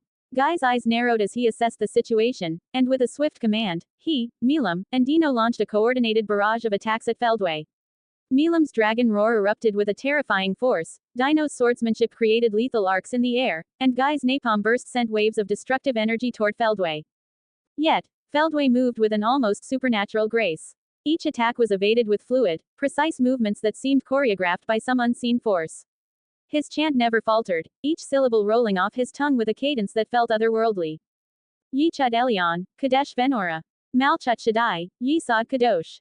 The attacks intensified. Milam's fists glowed with a brilliant light as she smashed through the ground, sending shockwaves rippling toward Feldway. Dino, despite his recent fall from grace, pushed his limits, his blade a blur of lethal strikes. Guy summoned torrents of dark energy, each blast capable of obliterating entire armies. But Feldway was untouchable. He moved as if he were one with reality, weaving through the attacks with a divine precision. The flames of his aura flickered and danced, an ethereal cloak that protected him from harm. Eliyahu Hanavi, Chazak Bayamats. Ruach Elohim, Tikkun Olam. The air around Feldway shimmered with power, the ground beneath his feet cracking and glowing with an intense heat. The very essence of his being seemed to resonate with the chant, amplifying its power with each word. Guy, Milam, and Dino redoubled their efforts, unleashing their most powerful attacks in a desperate bid to stop the inevitable. The battlefield was a maelstrom of energy, the clash of their powers creating shockwaves that could be felt for miles. But it was too late. Feldway's chant reached its climax, his voice rising in a final, triumphant crescendo. El Olam, Shomer Brit. Adarat Eliyahu, Atarat Yesed. Sensing the danger, the demon lords instinctively dashed away, putting as much distance between themselves and Feldway as possible. The ground beneath them trembled as a radiant light enveloped Feldway, his form becoming a blinding beacon of divine power. With the final words of the chant, a cataclysmic explosion of energy erupted from Feldway, the sheer force of it scorching the very air itself. The light was so intense that it seemed to burn away the darkness of the battlefield, leaving nothing but an overwhelming, all-consuming brilliance. As the light began to fade, Feldway stood at the epicenter of the devastation, his eyes glowing with a godlike radiance. The battlefield, once filled with the sounds of war, fell into an eerie silence, the aftermath of Feldway's summoning of his Yetzirah leaving an indelible mark on all who had witnessed it. Feldway's Yetzirah manifested. A colossal World War II railgun tank materialized beside him, its formidable presence exuding a sense of destructive power. The ground beneath it cracked and trembled as if recognizing the immense force it now bore. Feldway's eyes glinted with satisfaction as he admired the holy relic granted by his Lord Reinhard. With a resolute determination, he fired a shell from the tank. The ensuing explosion was cataclysmic, a detonation that rivaled the combined effect of hundreds of nuclear bombs. The landscape for miles around was incinerated, reduced to smoldering ashes and smoke. The sheer force of the blast turned the ground to cinders, leaving behind a desolate wasteland. Feldway stood at the epicenter, his gaze sweeping over the devastation with a mixture of pride and caution. He knew better than to underestimate his opponents. Despite the overwhelming power of his Yetzirah, Feldway was acutely aware that the demon lords had survived. They had managed to evade the brunt of the explosion, escaping in the nick of time. As the smoke began to clear, Rudra and Velgrind arrived on the scene. Velgrind's eyes were filled with hostility as she stared at Feldway, her aura radiating with the fiery intensity of the scorched dragon. She refused to acknowledge the flames of a mere angel as superior to her own. "I won't accept that a pigeon's flame could make me feel heat," she muttered, her frustration evident in her voice. The intensity of her disdain was palpable, a testament to her draconic pride. The demon lords gathered once more, their forms unscathed. Guy, ever the provocateur, couldn't resist a jibe at Rudra. Well, Rudra. I never thought I'd see the day when you, of all people, would come to help your arch-nemesis." His tone was laced with amusement. Rudra's expression darkened. "Don't flatter yourself, Guy. I'm not here for you. This world is at stake, and if we don't stop Reinhard, there won't be anything left to fight over." Guy chuckled, his eyes gleaming with mischief. "Oh, I know. It's just ironic, isn't it? The great Rudra, the Empire's ruler, standing side by side with the demon lords." Rudra's grip tightened on his sword. "Call it what you will. Desperate times call for desperate measures." Velgrind, sensing the tension, intervened. "Enough bickering, you two. We have bigger problems to deal with." Her eyes flickered with determination as she turned her gaze back to Feldway. Feldway, who had been observing the exchange with a detached interest, finally spoke. His voice carried a chilling calmness. "Your squabbles are amusing, but they won't change the inevitable. The world will bow to Lord Reinhardt's will." Velgrind's eyes narrowed, her draconic pride flaring. "We'll see about that, Feldway. You've underestimated us before, and you'll do so again." Feldway's smile remained enigmatic as he responded, "Confidence is admirable, but misplaced confidence is dangerous. Prepare yourselves for the second trial." The air grew tense, the anticipation of the coming battle weighing heavily on everyone present. The stakes had never been higher, and the outcome would determine the fate of their world. 6 comments 0 vote. Survived. Throw some stones. Transmutation of gold will finally start tomorrow, but only the first part though. In the hallowed halls of Gladsheimer, Reinhard reclined on his grand throne, an air of contemplation hanging around him. His piercing gaze was directed inward, pondering deeply on the cosmic machinery left behind by his father, Veldanava. The 3 swastikas, those intricate constructs of restraints, had always seemed deficient to him. They were relics of an era he deemed obsolete, incapable of aiding in his grand vision of ascension. He called upon Raphael, the supreme intelligence residing within him, his voice a blend of command and curiosity. "Raphael, I have deemed the 3 swastikas created by my father as failures. They are of no use to my ascension. I require something more fitting for my power. Can you create new 8 swastikas, ones that align with my true potential?" Raphael responded with its usual, precise tone. "Each swastika you wish to create will require the chipping of a portion of your powers. The process will be complex and time-consuming. It is estimated that each swastika will take approximately 137 years to complete." Reinhardt's brow furrowed slightly. Why can they not be simply replicated? Why must it take so long? Raphael, ever patient, explained, "The swastikas hold different portions of power, not a constant one. Each is unique in its design and composition, mirroring the complexity of your own powers. Replication is impossible due to the variable nature of the energies involved. Your power is intricate and multifaceted, hence the extensive time required." Reinhard leaned back, his mind digesting the information. It was a significant undertaking, but one that aligned perfectly with his long-term plans. The gradual creation of these swastikas would be a testament to his patience and determination. Very well, Raphael. Proceed with the creation. This aligns with my vision for the future. With that settled, Reinhardt's thoughts shifted back to the present. He turned his attention to the battlefield, where the clash of titanic forces was unfolding. Feldway, newly empowered and ready, was preparing to engage the demon lords, Rudra, and Velgrind. The scene was chaotic, filled with the palpable tension of impending combat. Reinhardt picked up his goblet, swirling the crimson wine within, its rich aroma filling the air. He took a slow, deliberate sip, savoring the flavor as his eyes remained fixed on the projection of the battlefield. Feldway, enveloped in divine flames, stood as a beacon of overwhelming power, a harbinger of Reinhardt's will. A smile crept across Reinhardt's lips, growing into a broad, almost maniacal grin. He could sense the fear and awe his actions inspired, not just in his enemies but even among his own ranks. His laughter began as a low chuckle, building up to a resonant, booming sound that echoed through the vast halls of Gladsheimer. Ah, the sight of their struggle, the dance of desperation and defiance. It is truly magnificent, he mused aloud, his voice dripping with amusement. Let them fight, let them squirm. This is but the beginning of their trials. He watched intently as Feldway launched into the fray, his movements precise and devastating. The demon lords, Rudra, and Velgrind rallied, their combined might forming a formidable opposition.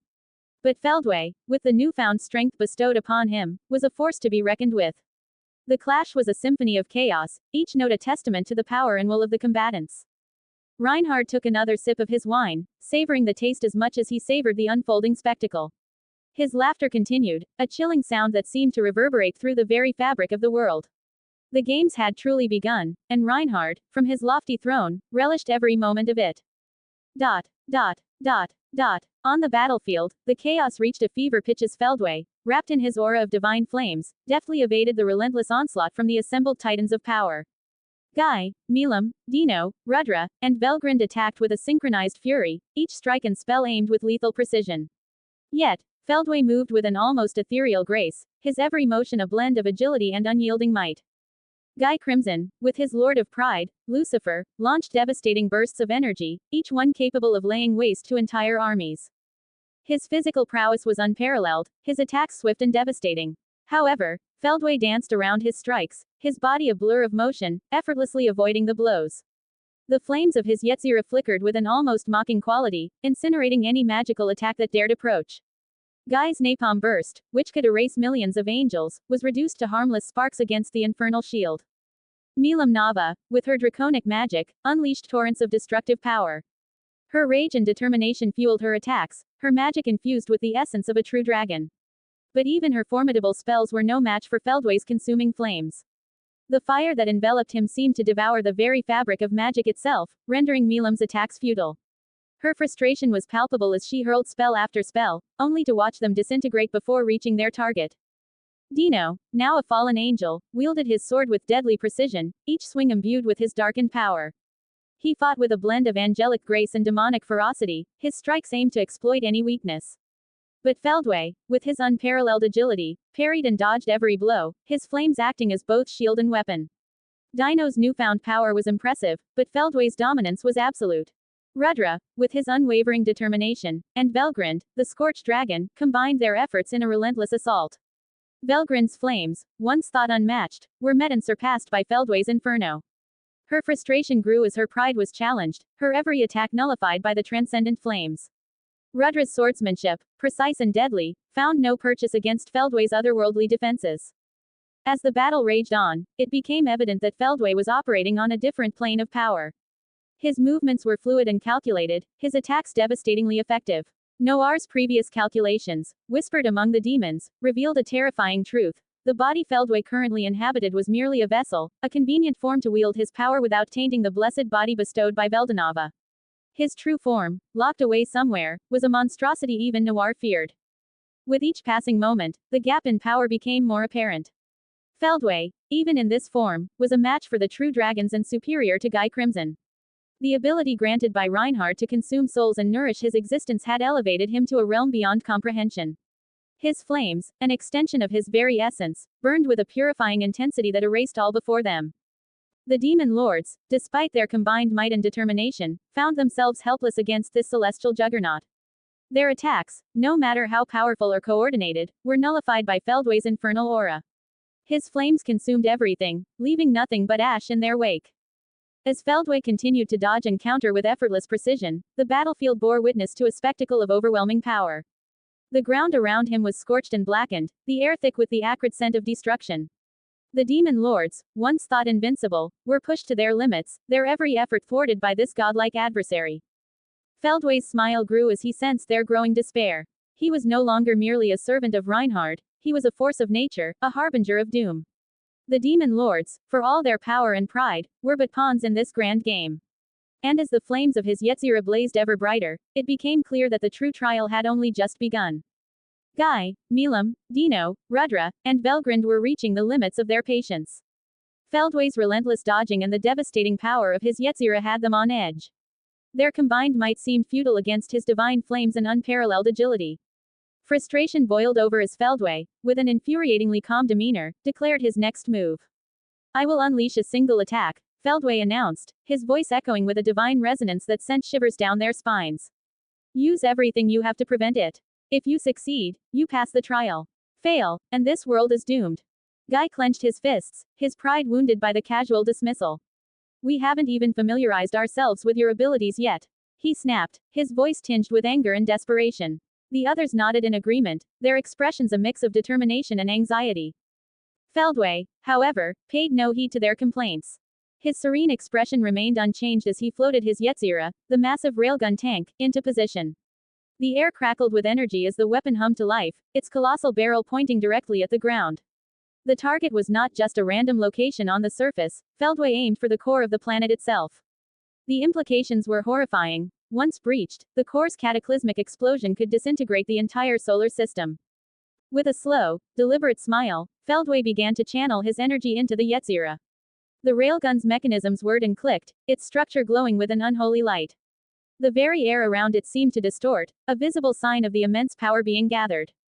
The demon lords, sensing the gravity of the situation, quickly regrouped to discuss their strategy.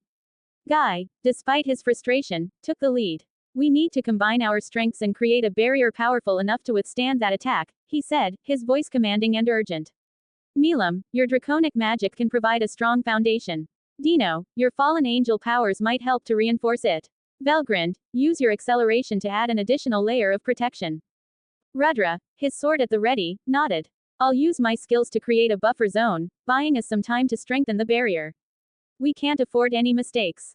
As they quickly formulated their plan, the tension in the air grew palpable. Each of them understood the stakes. Failure was not an option. The weight of the world, quite literally, rested on their shoulders. Belgrind's eyes blazed with determination as she focused her energies, her frustration transforming into a steely resolve. "We need to synchronize our efforts perfectly," Belgrind said, her voice firm. Any lapse in concentration could mean the end of everything. Guy glanced at Dino, who was still adjusting to his new powers. "Dino, are you with us?" he asked, his tone softer but no less urgent.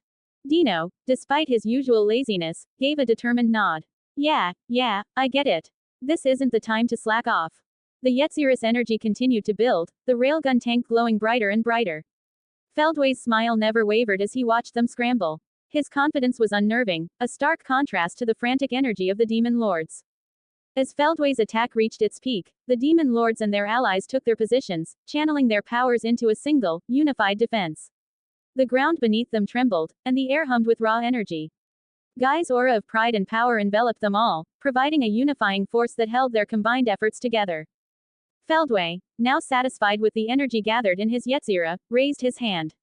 The air around him crackled with anticipation. "Prepare yourselves," he said softly, his voice carrying an ominous finality. Dot, dot, dot, dot, boom. The world held its breath as Feldway's Yetzirah attack descended with the force of a cataclysmic explosion. The railgun tank released its immense energy, a blinding beam that tore through the air with an ear-splitting roar. The ground trembled, and the sky seemed to split apart as the attack hurtled towards its target, the very core of the planet. In that moment, the combined forces of Guy, Milam, Dino, Rudra, and Belgrind felt the overwhelming pressure of the impending destruction. The light from the attack was blinding, searing their senses and casting long shadows across the battlefield. The intensity of the energy was palpable, a force of nature that threatened to annihilate everything in its path. Just as the attack was about to make impact, a blinding flash enveloped the entire world. The explosion was deafening, a cataclysmic event that seemed to reverberate through the very fabric of reality. The ground beneath them shuddered violently, and a shockwave of unimaginable force rippled outwards, flattening everything in its wake. The sky was filled with the roar of unleashed power, and for a moment, it seemed as if the world itself would be torn asunder. When the light finally began to dissipate, the battlefield was eerily silent. Smoke and dust hung in the air, obscuring the view. But as the haze cleared, it became evident that the world was intact. There were no signs of destruction, no craters or burning landscapes. Everything was just as it had been before the attack. Guy stood with his arms crossed, a victorious smile on his face. The demon lords and their allies appeared unscathed, their expressions a mix of relief and triumph. Feldway, floating above them, observed with a curious expression. How? Feldway began, but Guy cut him off with a confident laugh. Did you really think we'd just let your attack destroy our world? Guy taunted. He turned to the others, his smile broadening. If so, you're more foolish than I thought. Milam, Dino, Rudra, and Belgrind exchanged knowing glances, each of them recalling the moment of realization that had saved them. In the split second before the attack hit, Guy's mind raced. Using his thought's acceleration, he reached out to the others via telepathy. The accelerated mental link allowed them to communicate and strategize at an extraordinary speed. Instead of using a barrier, let's divert the attack, Guy's voice echoed in their minds. We need to create a crack in reality itself, right in the trajectory of the attack. We combine our forces and forcefully tear open a rift in space. That will send the attack to another dimension. There was no time for debate. The plan was risky, but it was their best chance.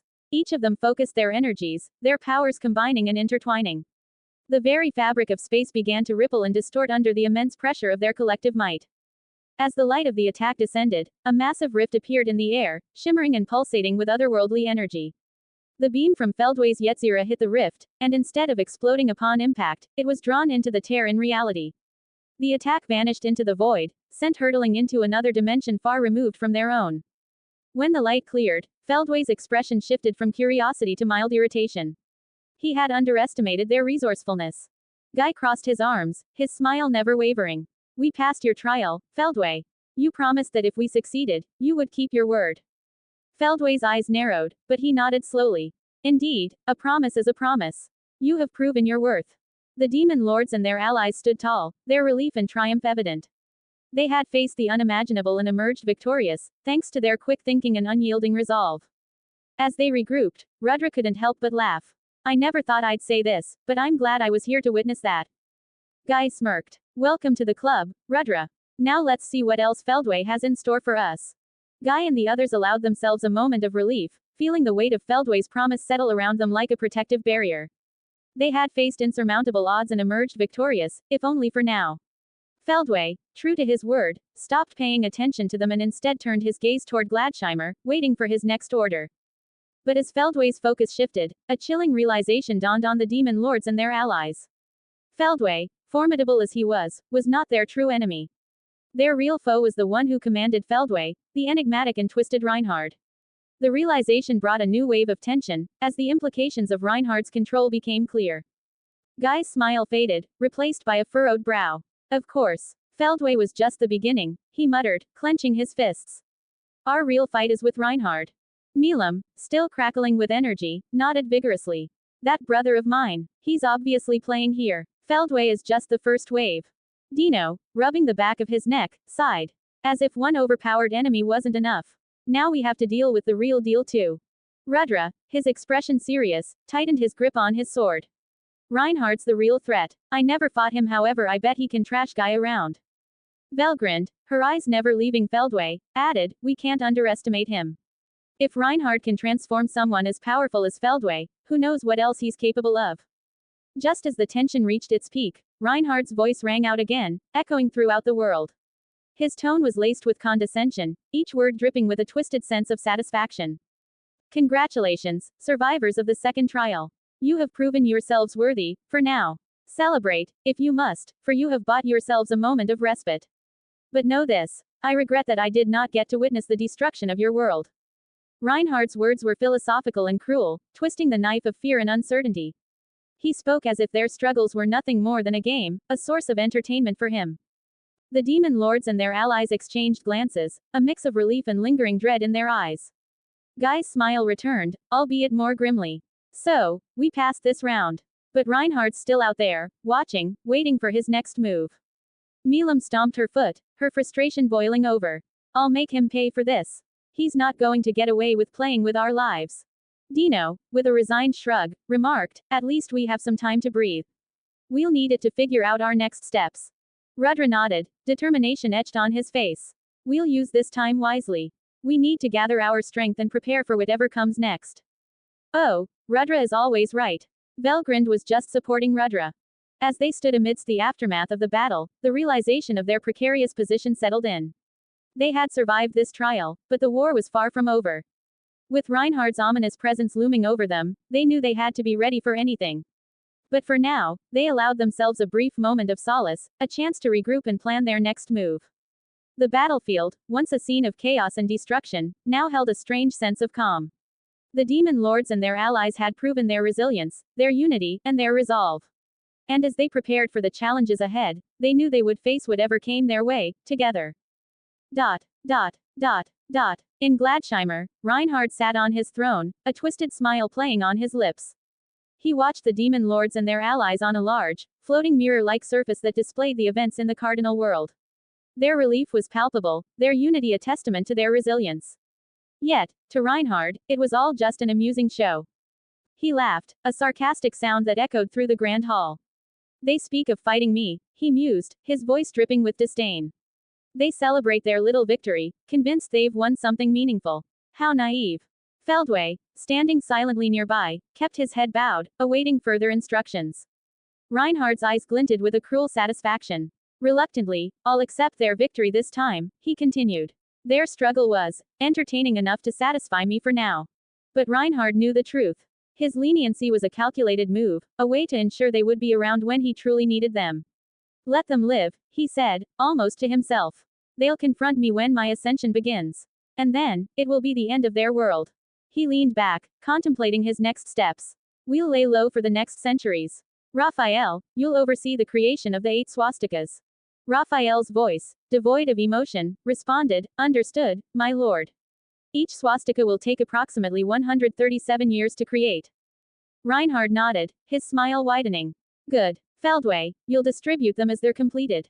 This world will be reshaped by my design, and when the time comes, they'll see the true extent of my power. Feldway bowed deeper, acknowledging his orders. Reinhardt's eyes returned to the mirror, his mind already planning the intricate details of his grand scheme. Back in the main world, the battlefield had finally quieted. The demon lords and their allies stood amidst the ruins, assessing the damage and catching their breath. It was then that Ramirez, the Queen of Spirits, revealed herself. She fluttered down from above, her tiny wings beating rapidly. Guy's eyes narrowed as he spotted her. Ramirez, where were you during the battle? We could have used your help. Ramirez crossed her arms defensively. Who else would clean the battlefield afterward if I exhausted myself fighting? Do you think anyone else could handle this mess? Guy's frustration bubbled over. You could have made a difference, Ramirez. Instead, you hid while we fought for our lives. Ramirez pouted, her small frame puffing up in indignation. It's not like that. Someone had to be prepared to restore balance. And besides, Veldanava isn't around to help clean up anymore. It's all on me now. Guy's scowl deepened. Excuses, excuses. You always have a reason for not getting your hands dirty. Ramirez stuck out her tongue. Well, excuse me for thinking ahead. Maybe if you were a bit more strategic, we wouldn't have been in such a mess to begin with. Milam burst into laughter at their bickering, her voice a bright contrast to the tension. You two never change. It's always the same with you. Despite the tension, the camaraderie between them was undeniable. Ramirez and Guy continued their heated exchange, each point countered with another, while Milam's laughter echoed around them. The scene, though tinged with the aftermath of battle, held a sense of normalcy. They were battered and bruised, but they were alive. And for now, that was enough. As they prepared to regroup and rebuild, the shadow of Reinhardt's next move loomed large. But together, they would face whatever came their way. Their bond, forged in the fires of conflict, would be their greatest strength in the battles yet to come. 5 comments 0 vote. Transmutation of Gold 1. Still no idea who the spirit was. Guess the clue for the next world is lost. Anyway, Stone's bastards. A century and a half passed in the cardinal world, a time marked by an uneasy peace and the constant shadow of Reinhardt's looming presence. For the first century, the world held its breath, fearing another trial, another devastating attack. But to their surprise, Reinhard remained silent. The demon lords and their allies cautiously rebuilt, always on guard, always expecting the worst. However, as the years turned into decades and then into a century, the tension began to ease. Life, in its resilient way, started to return to a semblance of normalcy. Kingdoms rebuilt their armies, cities rose from the ashes, and even the demon lords found moments of relative peace. Guy, Milam, and the others continued to strengthen their realms, ever watchful but also cautiously optimistic. But then, as the world approached a century and a half since Reinhard's last trial, the peace was shattered. Feldway, the right hand of Reinhard, appeared once more. His mere presence, despite being contained within a disposable body, sent waves of terror across the cardinal world. The skies darkened, and the very air seemed to tremble as he descended, his form casting a long, ominous shadow over the land. The first to react were the people, their fear palpable and immediate. Whispers of Feldway's return spread like wildfire, causing panic and chaos. Cities that had rebuilt over the decades now faced the imminent threat of annihilation once again. Soldiers and civilians alike looked to the skies, their hearts pounding with dread. In their respective territories, the demon lords felt the disturbance instantly. Guy, sensing the immense power, immediately mobilized. He contacted Milam, Dino, and the others, their telepathic link buzzing with urgency. Feldway is back, he communicated tersely. We need to move, now. Milam's eyes flashed with anger and determination. I'm on my way, she replied. Dino, still adapting to his new role, nodded grimly. We'll stop him. The demon lords converged on the location where Feldway had appeared, their combined power and presence formidable. But despite their speed and urgency, they were too late. By the time they arrived, Feldway had already completed his task. The ground where he stood was scorched, the air thick with the lingering essence of his power. All that remained was a large stone structure, its surface etched with words. The sight of it was both puzzling and foreboding. Guy approached it cautiously, his senses on high alert. What did he leave behind? He muttered, his eyes scanning the structure. Milam landed beside him, her expression a mix of frustration and curiosity. We were too slow, she said, clenching her fists. But what is this? Dino and the others arrived shortly after, their eyes widening at the sight of the stone. Velgrind, still feeling the burn of Feldway's previous confrontation, examined the structure with a wary gaze. This is a message, she said, her voice low. But from whom, and for what purpose? As they stood there, contemplating the ominous structure, the weight of the moment pressed down on them. The return of Feldway, the fear he instilled, and the mysterious stone left in his wake all pointed to one thing: Reinhard's plans were far from over. The demon lords knew they had to decipher the message and prepare for whatever lay ahead. The peace they had known for a century and a half was shattered, replaced once more by the looming threat of a power far greater than their own. After the event where Feldway placed the first swastika in the heart of the former Elven kingdom, the world was left reeling from the shock. The former Elven kingdom, a place of ancient beauty and tranquility, was now marred by the presence of the ominous stone structure. The swastika, radiating a malevolent energy, stood as a grim testament to Reinhard's far-reaching influence. The land that once thrived with life and magic now felt cold and desolate, the presence of Belgaia's life force having been snuffed out. The demon lords gathered at the sight, their expressions a mix of anger, confusion, and determination. Guy Crimson, always the strategist, stared at the swastika, his mind racing with possibilities. Why here? What significance does this place hold for him? He muttered, more to himself than to anyone else. Milam, still seething from their previous encounter with Feldway, stomped her foot in frustration. This doesn't make any sense. Why this Elven kingdom? What is brother planning? Dino, leaning lazily against a tree, yawned. This is troublesome. Can't we just smash the thing and call it a day? Despite his nonchalant attitude, even he understood the gravity of the situation.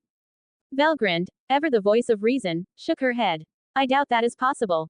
With the characteristics of my nephew, he won't leave a single mishaps in his actions. Guy nodded in agreement. Velgrind is right. We can't act impulsively. We need to figure out Reinhard's endgame. As they deliberated, their thoughts were interrupted by a familiar, terrifying voice. Reinhard's voice echoed across the world, chilling the hearts of all who heard it. Congratulations, survivors of my trials. You have done well to amuse me so far.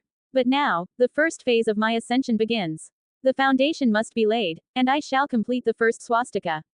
Prepare yourselves, for the transmutation of gold begins. The demon lords exchanged uneasy glances. There was no time to ponder Reinhard's words, as a sense of urgency gripped them. They knew they had to return to their territories and prepare for whatever came next. However, just as they were about to depart, Reinhardt's voice pierced the air once more. In Gladsheimer, I have no need for a false paradise. Behold the true power of the Creator's air. In Gladsheimer, Reinhardt stood from his throne, his eyes gleaming with a malevolent light. He raised a hand, and with a mere flick of his finger, the entire golden domain began to disintegrate. The grand, opulent structures that made up the false Gladsheimer crumbled into dust, cascading down like golden rain. The sky above the cardinal world darkened as the second moon, long assumed to be a celestial body, was revealed to be nothing more than an elaborate facade. As the golden moon broke apart, the populace of the cardinal world watched in horror and awe. The sight was both beautiful and terrifying, the golden particles scattering across the sky like stars falling from the heavens. Many had no idea that the second moon was anything but a natural satellite, and the realization that it was a construct left them stunned. The demon lords could only watch as the golden domain fell apart, a symbol of Reinhardt's power and arrogance. Guy clenched his fists, his mind racing. That bastard, he said, his voice grim. Reinhardt is preparing for something, get ready. Milam nodded, her usual carefree demeanor replaced by a rare seriousness. We'll stop my brother, no matter what it takes. Dino sighed, standing up straight for once. Looks like we don't have a choice. Let's get to work. Velgrin's eyes burned with determination. As long as Rudra agrees. As the last remnants of Gladsheimer crumbled into the void, the demon lords knew their battle was far from over. They had survived the trials, but now they faced an even greater challenge. The world watched, waiting with bated breath, as the forces of good and evil prepared for the ultimate confrontation. After the destruction of the fake Gladsheimer, Reinhardt's chilling voice once again echoed across the realm, sending ripples of unease through every corner of the world. He stood in the ruins of the Golden Domain, contemplating his next move.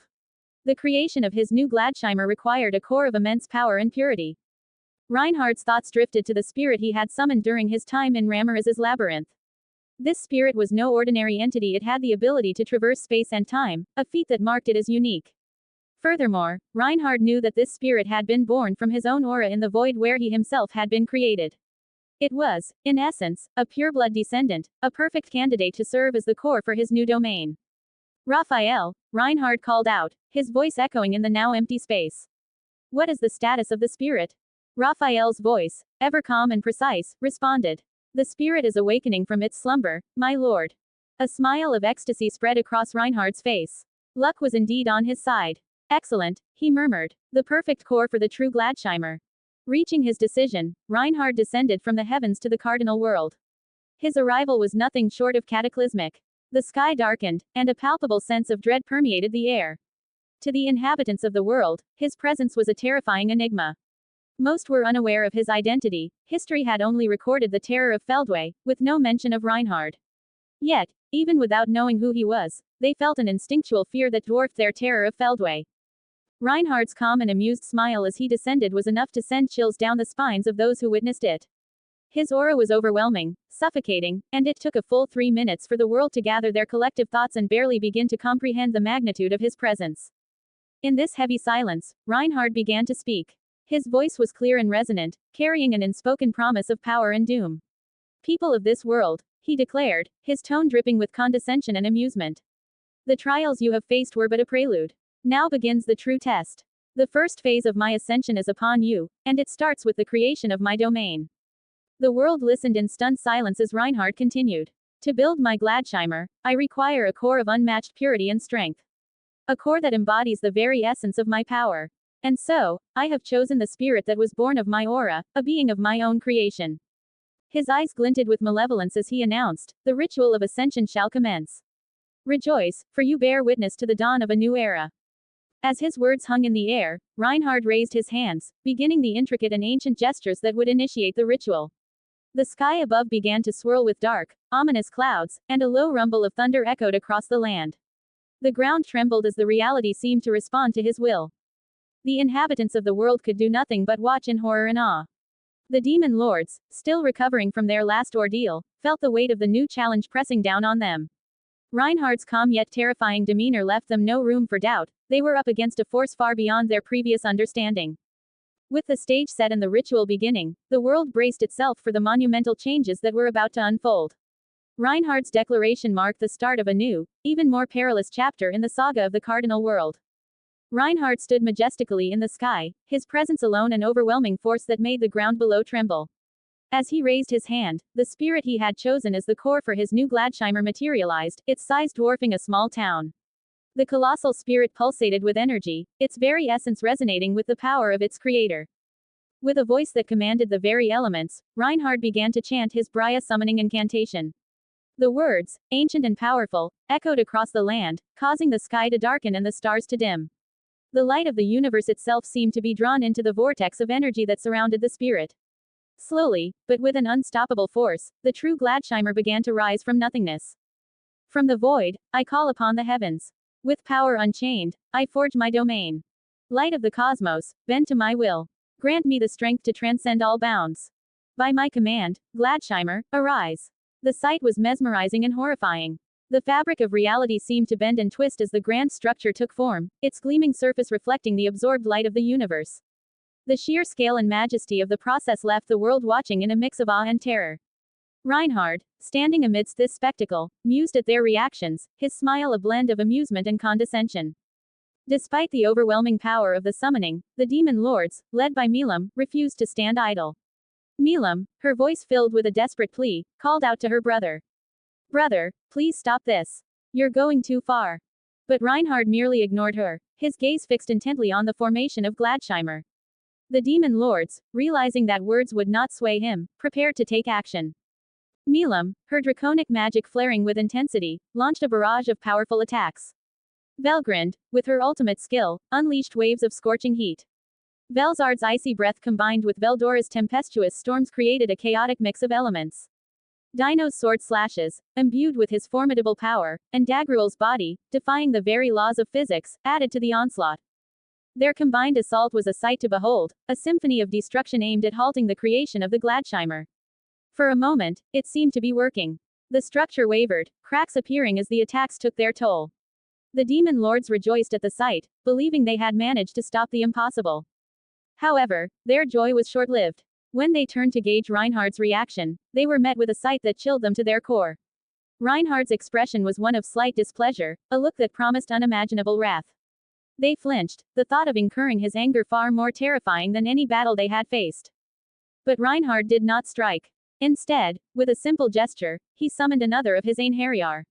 This time, it was not Feldway who appeared, but another being of equal terror, Zelenus, the king of the Insectars race. His arrival was marked by a ripple of destructive energy that sent shockwaves across the battlefield. Zelenus knelt before Reinhard, his respect evident in every movement.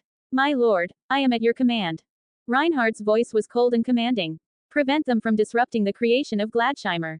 With a nod, Zelenus rose and turned to face the demon lords.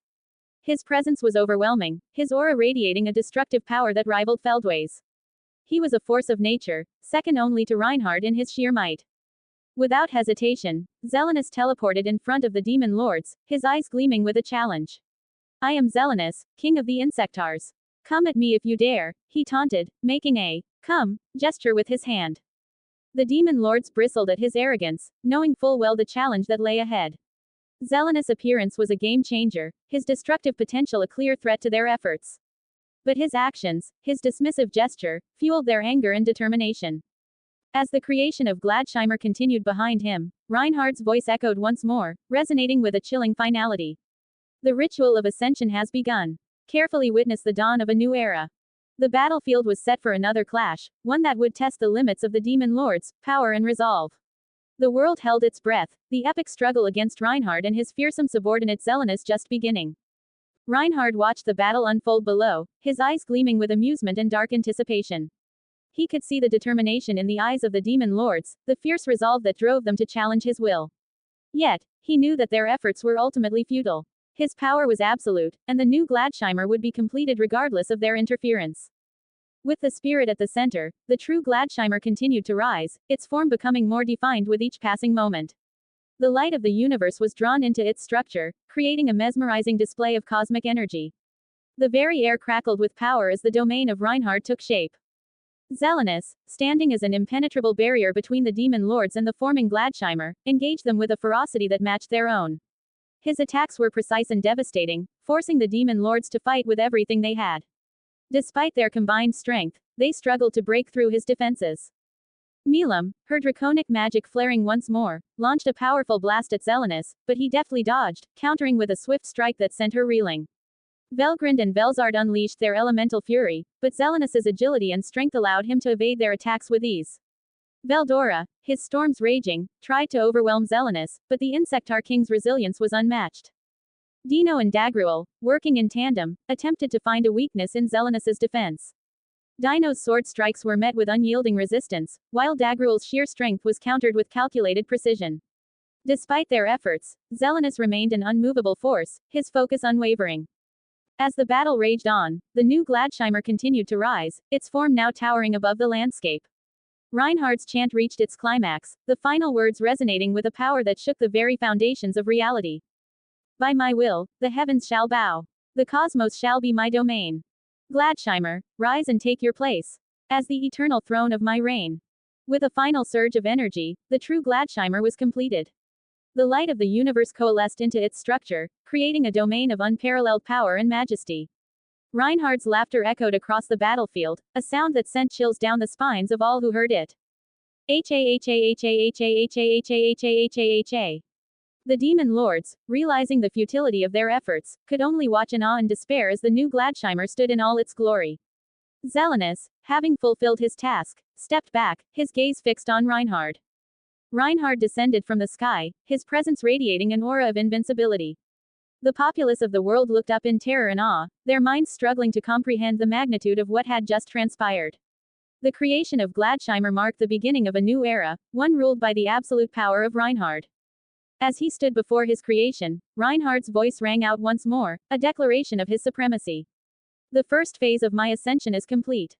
Behold the true Gladsheimer, a domain that transcends all others. Celebrate this day, for you have witnessed the dawn of a new age. The demon lords, despite their defeat, remained resolute. They knew that the battle was far from over, and that Reinhardt's true intentions had yet to be fully revealed. But for now, they had no choice but to regroup and prepare for the challenges that lay ahead. Reinhardt, his gaze sweeping across the battlefield, allowed himself a moment of satisfaction. His plans were unfolding perfectly, and the true Gladsheimer was a testament to his power and vision. The world would soon come to understand the full extent of his might, and none would be able to stand in his way. With a final, commanding look, Reinhardt turned and entered the new Gladsheimer, his thoughts already focused on the next phase of his ascension. The demon lords and the populace of the world could only watch in trepidation, knowing that their greatest challenges were still to come. Please give your support. URL. Please give your support. URL. Asthoglho creators thoughts. 10 comments 0 vote. Transmutation of gold 2. Throw some stones. Standing at the zenith of his newly created Gladsheimer, Reinhardt gazed down upon the world below, a small, almost imperceptible smile playing at the corners of his mouth. As the gravity of his presence settled over the land, that smile grew into a full, triumphant laugh. The sound of Reinhardt's laughter reverberated through the air, sending shockwaves that rippled across the cardinal world. It was a laugh that resonated with power and absolute confidence, a sound that shook the hearts of all who heard it. Humans, Reinhardt's voice boomed, echoing like thunder. Fragile, weak, insignificant. My father, Veldanava, treasured you, but I judge you from a higher place. You are nothing compared to the other races that inhabit this world. His gaze swept across the horizon, eyes gleaming with disdain. For my warriors, I had intended to sacrifice a whole country, but I see now that humans are unworthy. The second phase of the first ritual will now commence. This will be the final part of the ritual, so brace yourselves for what is to come. As his words hung in the air, the populace below trembled, their fear palpable. They had seen glimpses of Reinhardt's power, but the declaration of this new phase brought a fresh wave of terror. Far from the epicenter of Reinhardt's malevolent plans, the true dragons gathered in a secluded, ancient place, where the echoes of their past battles still lingered. Velgrind, Velzard, and Veldora, the mighty siblings, conversed in hushed, urgent tones, their expressions betraying their inner turmoil. Velgrind, her fiery eyes burning with concern, was the first to speak. Our nephew, Reinhardt, has gone too far. His actions threaten the very balance of this world. We must decide what to do. Velzard, the ice dragon, nodded in agreement, her usually calm demeanor strained. Reinhardt has never heeded our words. He has always walked his own path, defying our guidance. And now, his ambitions could bring about the end of everything we know.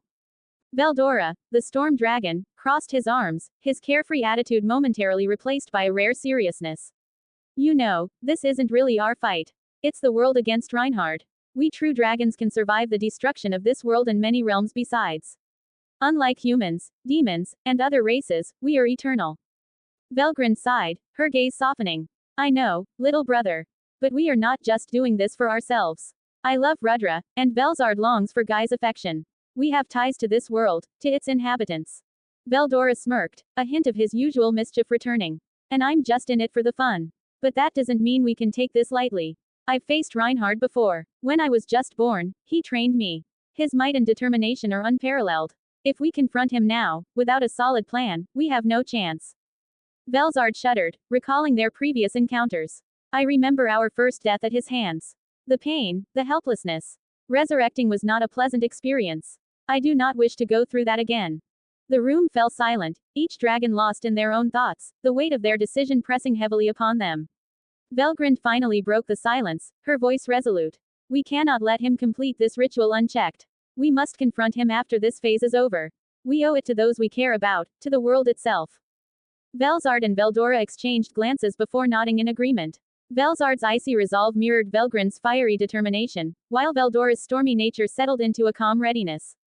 They knew the path ahead would be fraught with danger, but they also understood the necessity of their actions. We will face him, Velzard declared, her voice cold and clear. Together, we stand a chance. Let's just hope we don't end up as dust again, Veldora added with a wry smile, trying to lighten the heavy atmosphere. Velgrind placed a hand on each of her siblings' shoulders, her eyes fierce. We will confront him, and we will stop him. For the sake of this world and all who inhabit it.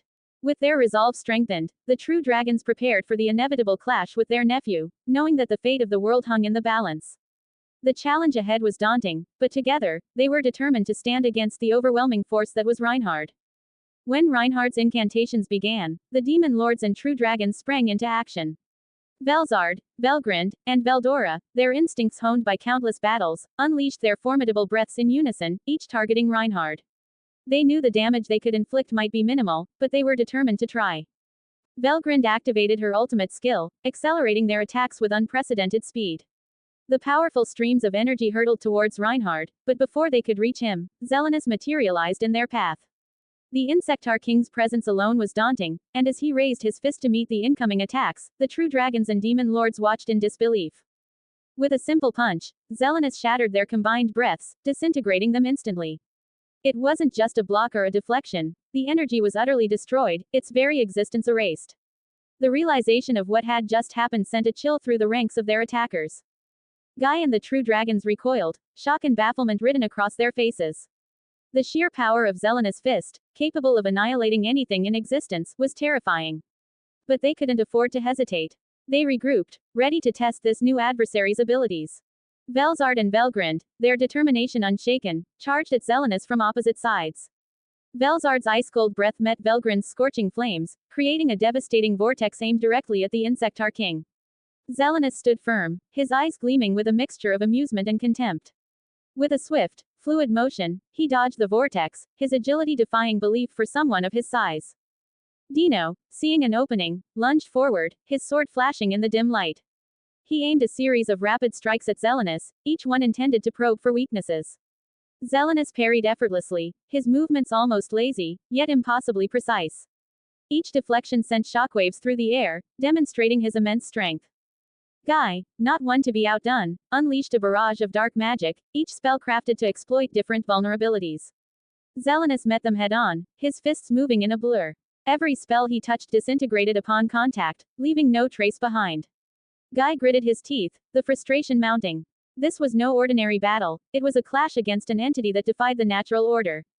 Milam, her eyes blazing with draconic fury, transformed into her battle form. Her immense power radiated through the battlefield as she charged at Zelenus, her hands aimed to tear him apart.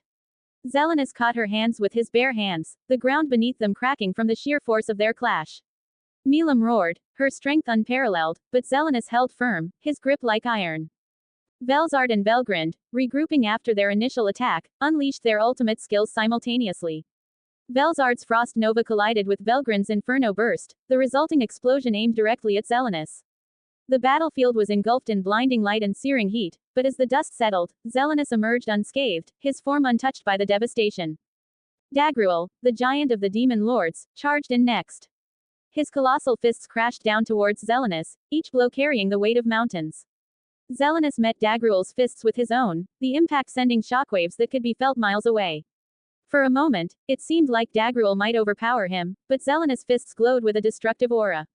With a final, decisive punch, he shattered Dagruel's offensive, sending the giant reeling. Veldora summoned a massive tempest, lightning crackling within the dark clouds. The storm descended upon Zelenus, the lightning strikes focused on his form. Zelenus stood amidst the tempest, his body absorbing the lightning. With a roar, he unleashed the stored energy back at Veldora, the counterattack forcing the dragon to retreat. The battle raged on, each side testing the other's limits. Zelenus, despite his overwhelming power, remained passive, never initiating an attack beyond what was necessary to defend himself. His demeanor was almost mocking, as if to say that this was but a game to him. Guy, seeing no other option, decided to use his trump card. He summoned the power of his ultimate skill, Lord of Pride, Lucifer. The air around him shimmered with insane energy as he prepared to nullify Zelenus' very existence. But as he launched his attack, Zelenus met it head-on with a simple punch, the energy dissipating as if it had never been. Reinhard watched from his elevated position, his smile growing as he witnessed the futile struggle. The demon lords and true dragons, despite their combined might, were unable to make a dent in Zelenus' defenses. Their attacks, no matter how powerful, were rendered meaningless. As the battle reached a standstill, Zelenus stood amidst the panting, exhausted warriors, his expression unchanged. "Is that all you have?" he taunted, his voice dripping with condescension. "You cannot hope to defeat me, let alone my master." The true dragons and demon lords exchanged weary glances, the weight of the realization sinking in. They were up against a force far beyond their understanding, and the true battle had yet to begin. The demon lords and true dragons exchanged determined glances, realizing that their individual attacks had little effect on Zelenus. It was time for a different approach. They regrouped, formulating a plan through telepathy, and decided to rely on teamwork and coordination rather than brute force alone. Guy took the lead, orchestrating their movements. "We'll need to combine our strengths and strike simultaneously. Milam, you and I will focus on frontal assaults. Velzard, Velgrind, and Veldora, support us with your elemental powers. Dino, Dagruel, cover our flanks and watch for any openings." They nodded in unison, their resolve strengthening. This was not just a fight for their survival but a battle to protect the very fabric of their world. With their strategy in place, they launched their coordinated assault. Milam and Guy attacked from the front, their combined power creating a barrage of energy blasts and physical strikes. Milam's draconic strength and Guy's mastery of dark magic created a deadly synergy, each attack complementing the other. Zelenus met their assault with his fists, his movements precise and devastating. He deflected Milam's blows and neutralized Guy's spells, but the relentless onslaught began to push him back. Velzard, Velgrind, and Veldora circled around Zelenus, unleashing their elemental powers in tandem. Velzard's icy breath created massive glaciers that trapped Zelenus's movements, while Velgrind's flames melted through any defense he tried to form. Veldora's storms added to the chaos, lightning striking down with pinpoint accuracy. Zelenus found himself caught in a maelstrom of ice, fire, and lightning, each element threatening to overwhelm him. Dino and Dagruel took advantage of the distraction, moving in from the sides. Dino's sword slashes aimed at Zelenus's weak points, his blade moving with incredible speed. Dagruel's colossal fists crashed down with the force of mountains, each blow calculated to destabilize Zelenus's stance. Despite their combined efforts, Zelenus remained a formidable opponent. His passive demeanor did not change, if anything, he seemed more amused. "Impressive," he muttered, deflecting another of Dino's strikes. But futile. Zelenus retaliated with a series of powerful punches, each one creating shockwaves that rippled through the battlefield. He broke free of Velzard's ice, countered Velgrind's flames, and redirected Veldora's lightning with his fists. His ability to destroy the existence of their attacks remained a constant threat. The demon lords and true dragons adjusted their tactics, coordinating their movements with increasing precision. Guy used his telepathy to relay real-time updates, allowing them to react instantly to Zelenus's counters. They moved like a well-oiled machine, their attacks flowing seamlessly from one to another. Milam roared, channeling her full draconic power into a concentrated beam of energy. "Take this," she shouted, the beam slicing through the air towards Zelenus. At the same moment, Velzard and Velgrind combined their breaths, creating a fusion of ice and fire that followed Milam's beam. Zelenus raised his fist, ready to disintegrate the incoming attacks, but Dagruel seized the opportunity. With a ground-shaking leap, he aimed a massive punch at Zelenus's side, forcing him to divert his attention. The combined elemental attack struck Zelenus head-on, creating a massive explosion that shook the battlefield. As the dust settled, Zelenus emerged from the debris, his form slightly battered but still standing. His expression remained one of cold amusement. "You are strong," he acknowledged, "but not strong enough." Guy gritted his teeth, his mind racing. They had to find a way to break through Zelenus's defenses. He signaled to Veldora, who nodded and unleashed a massive storm, the winds and lightning merging into a single, concentrated vortex. Dino and Dagruel moved in unison, their attacks perfectly timed to exploit any openings created by the storm. The coordinated assault began to take its toll on Zelenus. For the first time, a hint of frustration crossed his face. He was being pushed to his limits, his movements becoming more aggressive and less controlled. The demon lords and true dragons pressed their advantage, their attacks relentless and unyielding. But even as they seemed to gain the upper hand, Zelenus unleashed a powerful counterattack. He released a shockwave of destructive energy, forcing them all to retreat. "Enough!" he roared, his voice echoing across the battlefield. "You cannot hope to defeat me with mere numbers." Guy, breathing heavily, looked around at his allies. They were exhausted but not defeated. "We need to keep pushing," he said, his voice resolute. "We can't let him complete Reinhardt's ritual." The battle continued, a clash of titanic forces, each side testing the other's limits. The demon lords and true dragons fought with renewed determination, their teamwork and strategy proving to be their greatest strengths. And while Zelenus remained an overwhelming adversary, they knew that together, they stood a chance. The world watched in awe and terror, the fate of their realm hanging in the balance as the epic battle raged on. The demon lords and true dragons soon began to notice the vast difference in power between Zelenus and Feldway. Feldway had been an indomitable force, seemingly invincible and insurmountable. In contrast, Zelenus, though formidable, was showing signs of vulnerability under their combined assault. It was a small but crucial glimmer of hope. Guy, assessing the situation, barked out commands through telepathy: "Focus your attacks. We can break him if we keep pressing." The renewed assault began with Milam and Guy leading the charge. Milam's fists, imbued with her draconic power, collided with Zelenus's exoskeleton, creating cracks that spider-webbed across its surface. Guy's dark magic seeped into those cracks, weakening the Insectar King's defenses further. Velzard and Velgrind unleashed a synchronized breath attack, their icy and fiery powers merging into a devastating beam that targeted the weak points in Zelenus's armor. Veldora's storm winds held around them, adding an additional layer of chaos and power to the attack.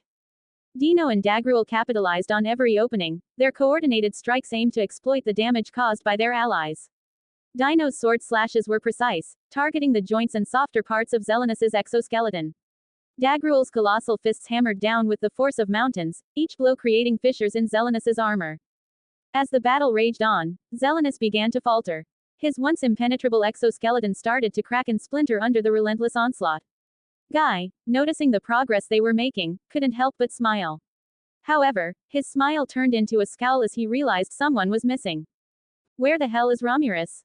Guy muttered, frustrated. She could be a great support on the battlefield, but there was no sign of her. Before he could voice his frustration further, Romulus's voice echoed in his mind. "Guy, I'm here. I've been maintaining the balance of the world. Your fight is cracking it, and I'm doing my best to prevent everything from falling apart." Guy paused, understanding the gravity of her responsibility.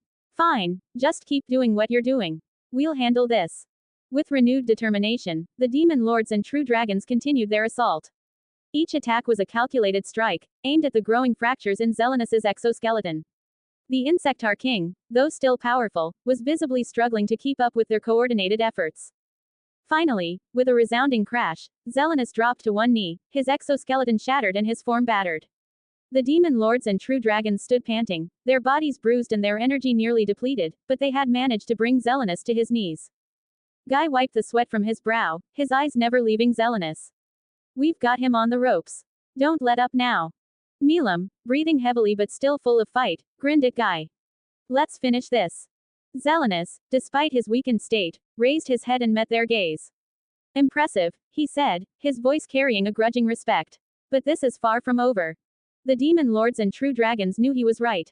The battle was not yet won, but for the first time, they had managed to make a dent in the seemingly unassailable wall before them. With grit and determination, they prepared to launch their final assault, knowing that the fate of their world depended on their success. Dash. Please give your support. URL. Please give your support. URL. Asthoglho creators thoughts. 7 comments 0 vote. Transmutation of Gold 3. Chapter 39. Dash. As the demon lords and true dragons readied themselves for another round, Zelenus stood up slowly, a strange gleam in his eyes. His battered form seemed to radiate a renewed, ominous energy. The warriors around him tensed, sensing something was amiss. Zelenus began to laugh, a low, chilling sound that sent shivers down their spines. Did you think you could truly defeat me with such paltry efforts? He mocked, his voice dripping with scorn. Just then, the Insectar King spoke, his tone serious and chilling. Do you remember the scene where Feldway summoned all the angels and devoured their souls? The mention of that horrifying event sent a wave of dread through the assembled warriors. Their minds flashed back to the gruesome spectacle, where countless souls were consumed, feeding Feldway's power and leaving a scar on their hearts. A bad premonition hit them hard, a feeling that something far worse was about to happen. Zelenus, noticing their expressions, smiled cruelly, a proper emotion displayed for the first time since the battle began. The sight was unsettling, a glimpse into the true nature of their enemy. With a flourish, Zelenus opened his hand, revealing a cluster of glowing souls. The sight was horrifying, a stark reminder of the countless lives lost to feed his insatiable hunger for power. He turned his gaze to Guy, who stood at the forefront of the warriors, his eyes wide with recognition. Guy crimson, Zelenus intoned, his voice resonating with dark amusement. How many enemies have I felled in my course of life? Guy bit his lower lip in frustration, the weight of Zelenus's words pressing down on him. He knew the answer all too well. Zelenus was not just a king of a race but a relentless warrior in the constant war with the cryptid race. The number of souls he had claimed was unimaginable. This blasted bastard, Guy cursed, his voice steely with resolve. Destroy him before he can fully integrate those souls.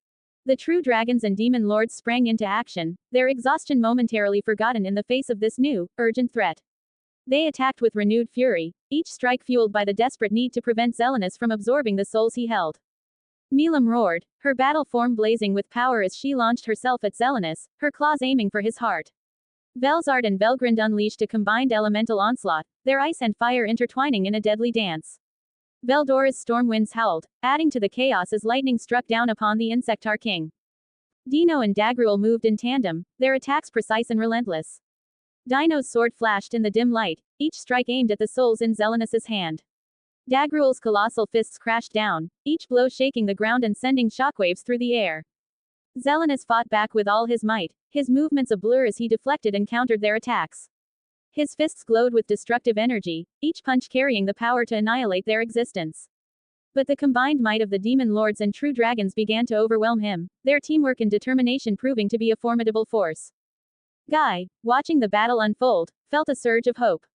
They were pushing Zelenus to his limits, forcing him to defend rather than attack. But the sight of the souls still clutched in Zelenus's hand reminded him of the stakes. They had to end this, and they had to do it now. Summoning the power of his ultimate skill, Lord of Pride, Lucifer, Guy launched a final, desperate assault. The air around him shimmered with divine energy as he aimed to nullify Zelenus's very existence. The energy beam shot forward, a blinding light that cut through the chaos of the battlefield. Zelenus, sensing the danger, raised his fist to meet the attack. But this time, the combined efforts of the demon lords and true dragons had taken their toll. His movements were slower, less precise. The energy beam struck his fist, pushing him back and causing him to stagger. Seeing their chance, Milam and Dagruel charged together, their combined strength smashing into Zelenus and forcing him to drop the souls he held. The glowing orbs scattered across the battlefield, their light dimming as they fell. Zelenus roared in fury, his form beginning to crack under the relentless assault. The demon lords and true dragons pressed their advantage, their attacks unrelenting. With a final, devastating blow, they shattered Zelenus's form, his body disintegrating into dust. As the battlefield fell silent, the warriors stood panting, their bodies bruised and their energy nearly depleted. They had won, but the cost had been great. The souls Zelenus had held were freed, their light fading as they ascended, finally at peace. Guy looked around at his allies, a weary smile on his face. That was a hassle, he said, his voice barely above a whisper. We stopped him. The true dragons and demon lords nodded, their faces reflecting the same mix of exhaustion and relief. They had faced an overwhelming adversary and emerged victorious, their determination and teamwork proving to be their greatest strengths. But even as they celebrated their hard-won victory, Zelenus's form reassembled from the dust, his laughter echoing through the battlefield. You fools, he sneered. You thought it would be that easy. Watch as I integrate these souls and show you true despair. As an Einherjar, Zelenus is technically immortal, so. Zelenus's body began to glow with an eerie light as the souls he had collected started merging with him, their screams of agony echoing through the air. The demon lords and true dragons could only watch in horror as Zelenus's power surged, his form transforming into something even more terrifying. Guy clenched his fists, his resolve hardening. This isn't over, he muttered. We will stop you, no matter what. The battle was far from over, and the stakes had never been higher. With renewed determination, the demon lords and true dragons prepared to face the monstrous foe that Zelenus had become, knowing that their world depended on their victory. Just as they were about to launch their final, decisive attacks against Zelenus, the battlefield suddenly fell silent. The warriors paused, their focus shifting as they sensed a change in Zelenus. The Insectar King had stopped paying attention to them entirely. His eyes were fixed on a distant figure, his lord, Reinhard. Zelenus muttered, his voice barely audible but carrying an unmistakable weight, the process is finished. The warriors followed his gaze, their hearts sinking as they saw the sky darken with the presence of countless glowing orbs. At least 4 million souls of true ancestor giants, the same race as Dagruel, floated ominously above them. These were the souls Reinhard had reaped when he defeated the mad king of the giant race, Ashura. Reinhard stood tall and imposing, his arms wide open as if embracing the world.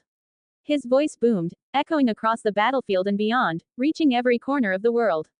Rise, my warriors. His words resonated with an unearthly power, and the souls began to shimmer and take physical form. The sight was both inspiring and terrifying. The giants, now revived, stood as an immortal army, their expressions blank and their eyes glowing with a cold, unwavering light. They were no longer the proud warriors of the giant race but thralls bound to Reinhard's will, condemned to fight endlessly within his domain until he was satisfied, a satisfaction that would never come. Reinhard surveyed his newly formed army with a satisfied smile, then turned his gaze to the assembled warriors of the true dragons and demon lords. His voice, dripping with a mix of triumph and menace, filled the air. The ritual is complete. My preparations are finished. This scenario is now coming to an end. The realization hit the warriors hard. They had fought valiantly, but the true battle had always been beyond their understanding and control. Reinhard's cause had been fulfilled, and his power now stood unchallenged. The revival of the giants was a testament to his dark ambition and the grim future he envisioned. Guy Crimson's eyes narrowed with a mix of frustration and determination. We cannot let this stand, he declared, his voice cutting through the oppressive atmosphere. Reinhard must be stopped, no matter the cost. But even as they readied themselves for what seemed an impossible battle, a sense of hopelessness began to creep in. The sheer scale of Reinhard's power, the endless army of resurrected giants, and the chilling finality of his words weighed heavily on their hearts. Milam, her fiery spirit undimmed, stepped forward, her voice fierce and unwavering. We will not bow to despair, brother. We have faced impossible odds before and emerged victorious. We will do so again. The true dragons and demon lords rallied around her, their resolve hardening despite the overwhelming odds. They knew the path ahead was fraught with danger and uncertainty, but they were united in their determination to fight for their world, for the lives that had been lost, and for the hope that still flickered within their hearts.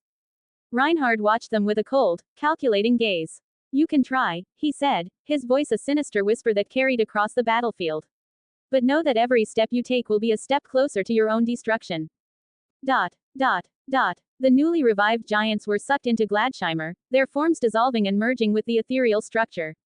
The Gladsheimer began to pulse with a vibrant, otherworldly light, each pulse growing stronger as the souls integrated into its core. The entire realm seemed to vibrate with the influx of power, beams of radiant energy shooting into the sky. Reinhard stood at the center of it all, a satisfied smile playing on his lips. He watched as the Gladsheimer, now complete, shone brilliantly. The atmosphere was thick with the overwhelming energy of countless souls, a testament to his unyielding ambition and dark mastery. Turning to face the assembled warriors, Reinhard's eyes gleamed with a cold, malevolent amusement. You have fought valiantly, he acknowledged, his tone almost respectful. But your efforts were always in vain. The Gladsheimer is now complete, and with it, my power is absolute. The warriors could feel the despair creeping in, the realization that their struggle had culminated in Reinhard's victory. Yet, Guy Crimson, ever defiant, stepped forward, his eyes blazing with determination. Even now, we won't surrender, Guy declared, his voice resolute. We'll find a way to stop you, Reinhard. Reinhardt's smile widened, his expression one of almost paternal amusement. I admire your spirit, Guy. But the time for resistance is over. I will now take my leave. With that, Reinhardt ascended the steps of his throne within Gladsheimer. As he seated himself, the throne seemed to merge with his form, becoming an extension of his will. He raised his arms, and the Gladsheimer responded, its brilliance intensifying. We will drift through different spaces and times, Reinhardt announced, his voice echoing with an otherworldly resonance. Await my return, for when that time comes, the world will be destroyed. As his final words hung in the air, the Gladsheimer began to fade, its light warping and distorting as it prepared to transcend the boundaries of reality. The warriors could only watch, helpless, as Reinhardt and his fortress disappeared into the void. In the silence that followed, the remaining warriors stood amidst the remnants of the battlefield, their faces etched with exhaustion and grim determination. They knew that Reinhardt's threat was far from over, and that they would need to be ready for his inevitable return. Guy Crimson let out a long, weary sigh of relief as he confirmed that the last vestiges of Reinhardt's presence faded into the void. The silence that followed was almost deafening, a stark contrast to the chaos and destruction that had dominated the battlefield moments before. He turned to his allies, their expressions a mix of exhaustion and tentative hope.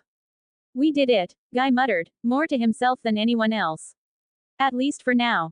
But before they could fully savor their temporary victory, the ground beneath them began to tremble. The warriors exchanged worried glances as the tremors intensified, the air growing heavy with an oppressive energy. The earth itself seemed to groan under the strain, fissures appearing in the ground and mountains shaking in the distance. It's not over, Velzard said, her voice filled with dread. The world is breaking. The strain of the battle was too much, Belgrind added, her eyes wide with realization. It's like the fabric of reality is unraveling. Guy's heart sank as he grasped the gravity of their situation. Without wasting a moment, he reached out telepathically to Romulus, the fairy queen responsible for maintaining the balance of the world during their fight. Romulus, what's happening? The world is falling apart. Romulus's voice came through, tinged with fatigue and desperation. The damage is too severe, Guy. My normal powers aren't enough to stabilize it. The balance is tipping, and if it continues, everything will be lost. Milam, who had been listening in, clenched her fists, her eyes filled with panic. Romulus, there has to be something we can do. You can't just give up. Romulus's response was calm, yet laced with a sorrowful determination. I have one last attempt, Milam, but it will definitely kill me.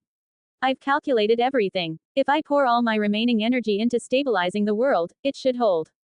But I won't survive. No, Milam shouted, her voice breaking. There has to be another way. We can't lose you. Romulus's gentle laughter echoed in their minds, a bittersweet sound that spoke of acceptance. Milam, don't worry. I will reincarnate someday. This isn't goodbye forever. Just for now. As the tremors grew more violent, Romulus began to channel her energy. The air around her shimmered with a prismatic glow, her form radiating an ethereal light.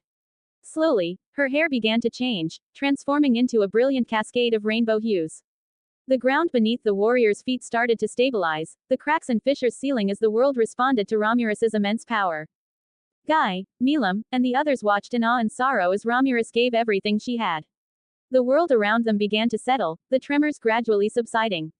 The oppressive energy in the air dissipated, replaced by a calm, soothing warmth.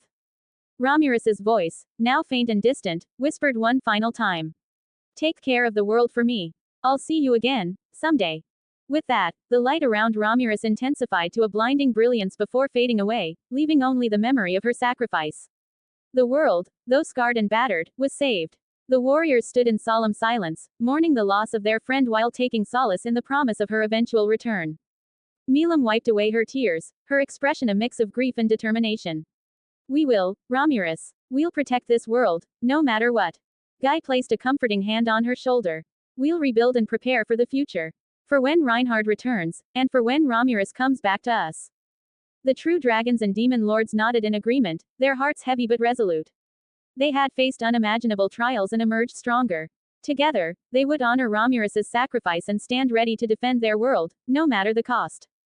Dot, dot, dot, dot. In the opulent and dimly lit chamber of the Night Rose, luminous Valentine lay in her grand, velvet-draped bed. The room was filled with an intoxicating fragrance of rare blooms, their petals shimmering under the soft glow of enchanted lanterns.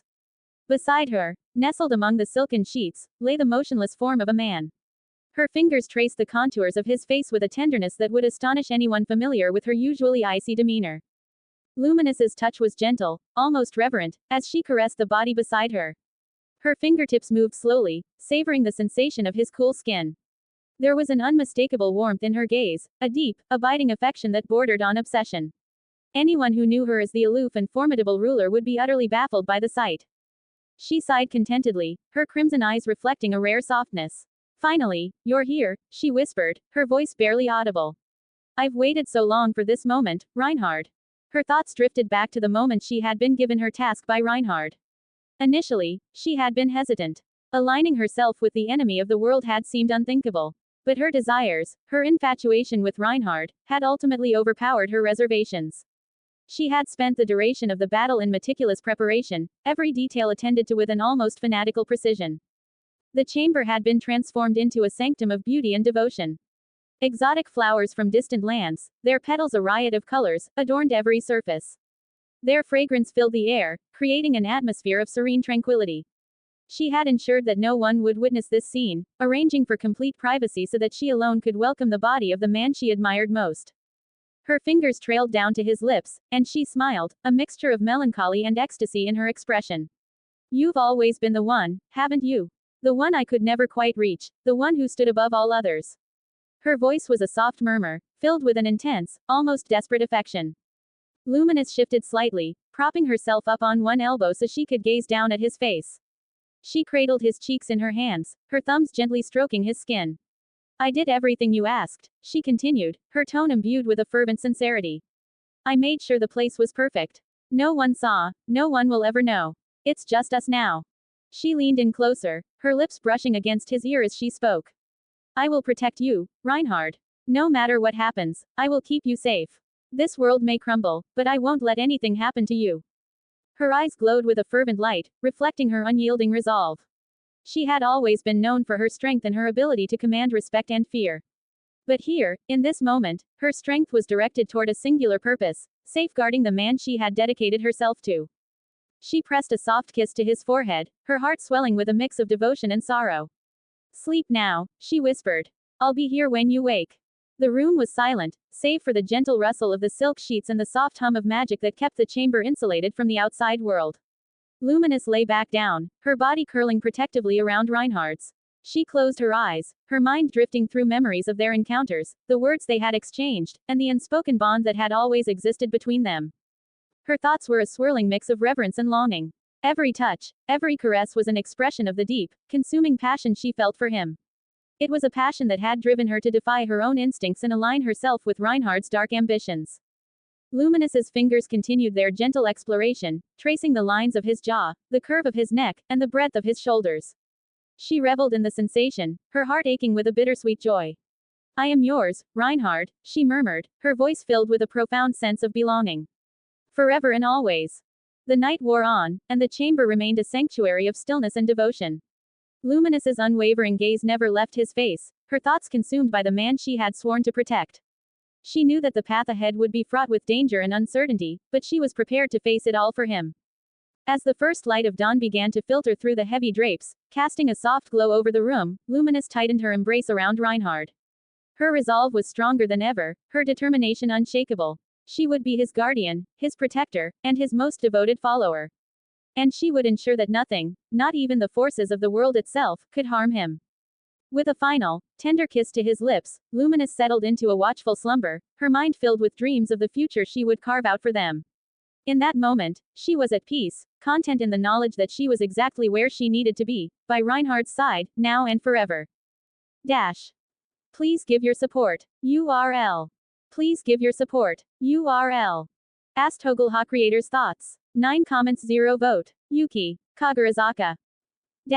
Approximately 2,000 years had passed since Reinhard had vanished into other realms, his departure leaving a void that echoed through the annals of history.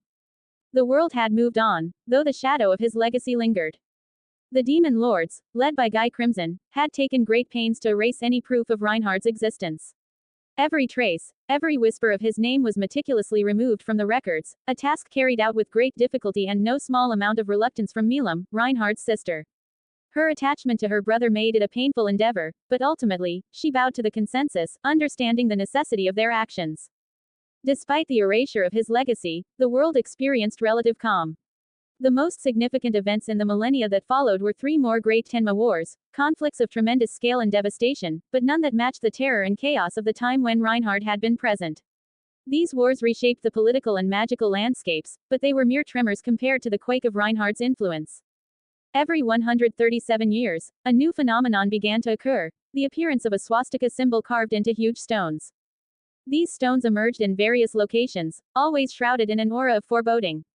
The symbol itself was not inherently evil, but its appearance brought an unsettling sense of dread. Scholars, mages, and sages from all corners of the world puzzled over its meaning, yet no consensus was reached. The ancient words etched beneath the symbol remained a mystery to most, their significance lost to all but the oldest and wisest of creatures. It was only after 1,100 years had passed since Reinhardt's disappearance that these carvings began to carry a more tangible warning. The stones bore a prophecy written in ancient script. The most evil man in the world. Over 900 years, he shall recover his heartbeat. Over 90 years, he shall recover his intellect. Over 9 years, he shall recover his memories. Over 9 days, he shall recover his power. Over 9 minutes, he shall destroy the world. The words sent a chill through all who read them. The prophecy was too ominous, and its implications too grave to ignore. Panic and fear spread across the lands, and efforts to decipher and destroy the stones intensified.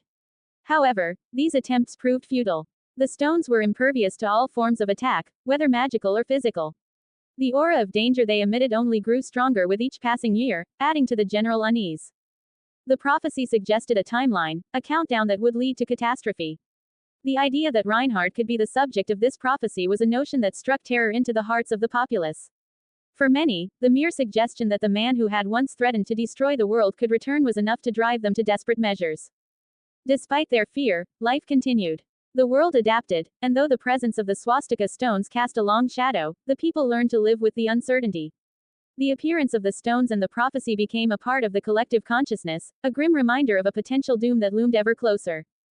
The ruling powers of the world, the demon lords, true dragons, and other ancient beings, took the threat seriously. They conducted secret councils, pooling their vast knowledge and resources in an attempt to uncover a way to avert the predicted disaster. Yet, even their combined might and wisdom seemed inadequate in the face of the inscrutable stones. Throughout these centuries, Milam often found herself standing before the stones, her heart heavy with conflicting emotions. Her brother's potential return was a source of both hope and dread. She remembered the Reinhardt she loved, not the harbinger of destruction the world feared. The prophecy's timeline haunted her, each stage of his supposed recovery marking another step toward an uncertain future. The world, while outwardly stable, was a place of underlying tension. The swastika stones and their prophecy loomed like a dark cloud, casting a pall over even the brightest of days. People whispered of the impending doom, their conversations filled with apprehension and speculation. As the years turned into centuries, the prophecy's words became a grim mantra, a reminder of the ticking clock that counted down to an uncertain end. The world watched, waited, and prepared as best as it could, knowing that the day of reckoning might come at any moment. The stones stood as silent sentinels, their ominous presence a testament to a fate that seemed inevitable. The prophecy, with its precise timeline, left no room for doubt or complacency. Each stage of Reinhardt's supposed resurrection was met with heightened vigilance and dread. The world, despite its fears, continued to turn. But the shadow of Reinhardt's potential return hung over everything, a reminder that the past was never truly gone, and the future held uncertainties that could reshape everything they knew. In the dimly lit meeting hall, 4 demon lords were seated around an imposing stone table. Milam Nava, known as Milam the Destroyer, lounged casually in her chair, her expression a mixture of boredom and curiosity. Beside her were 3 newer members of the council, Frey the Queen of Harpies, Carrion the Beastmaster, and Clayman the Marionette Master. Clayman, with a sly smile playing on his lips, leaned forward. I have some news that might interest you all. A slime has defeated the Orc Lord. Frey raised an eyebrow, clearly unimpressed. A slime, defeating the Orc Lord? That's hardly believable. Carrion chuckled, his eyes reflecting amusement. A slime? Really, Clayman? This must be some sort of joke. Clayman shook his head, his expression serious. No joke. The reports are true. The Orc Lord was powerful, but this slime somehow managed to defeat him. It's something we should keep an eye on. Milam, who had been silent until now, perked up. A slime? Huh, that sounds interesting. It's been a while since I've had a proper fight. Maybe I'll go check it out. Frey sighed, her wings rustling with annoyance. Milam, don't waste your time on such trivial matters. A slime isn't worth our attention. Carrion nodded in agreement. Fry's right. We've got more important things to worry about. Let the slime be. It's probably just a fluke. Clayman, who has a clever smirk, shrugged. If Milam wants to go, let her. Who knows, she might find it entertaining. Milam grinned, her excitement growing. I'm going. I don't care if it's a waste of time. It sounds like fun. Frey rolled her eyes. Do whatever you want, Milam. Just don't expect us to take it seriously. Carrion smirked. Yeah, go ahead and have your fun. Just don't cause too much trouble.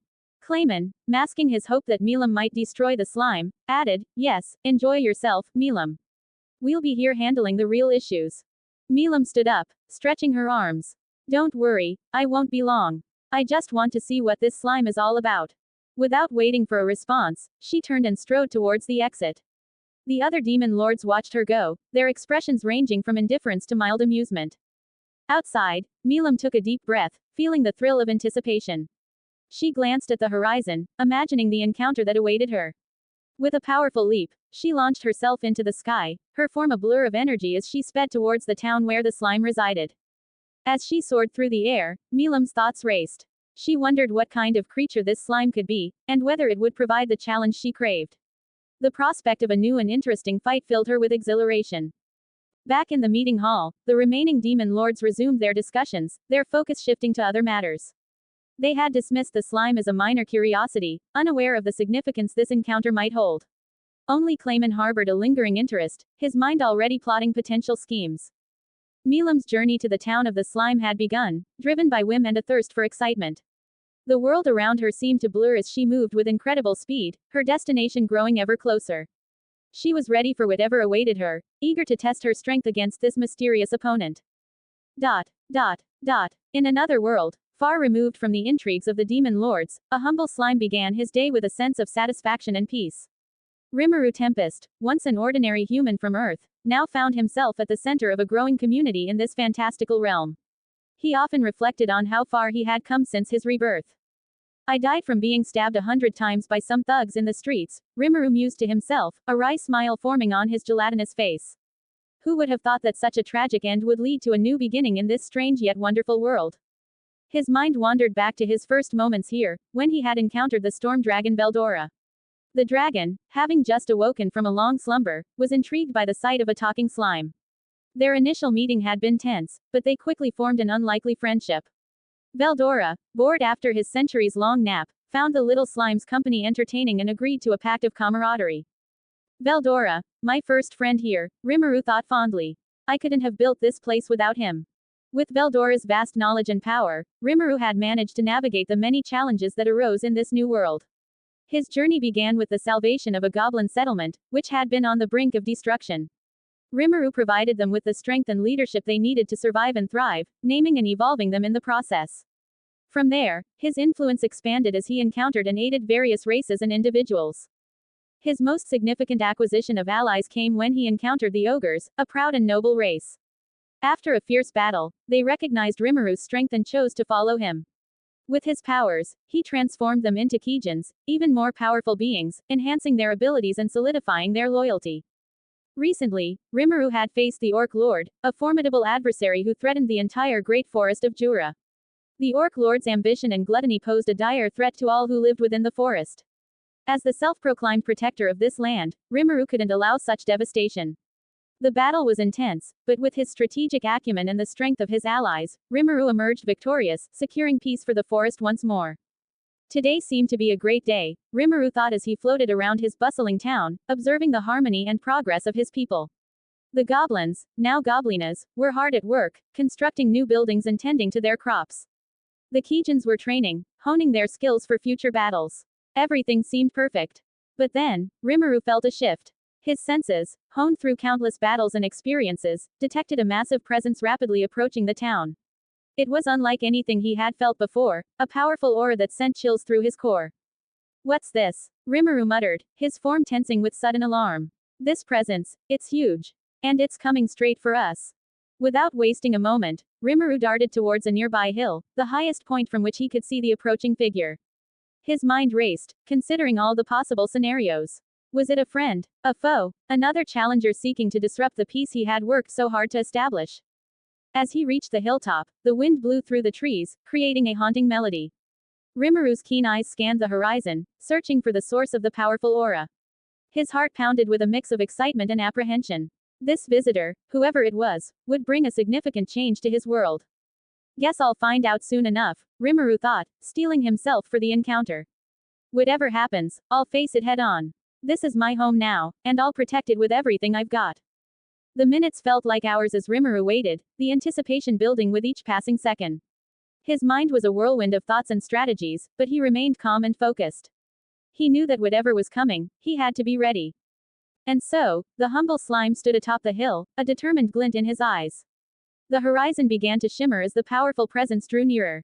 Rimuru braced himself, ready to meet this mysterious guest who was about to change his life once again. The wind howled across the hilltop where Rimuru stood, the approaching presence growing stronger with every passing second.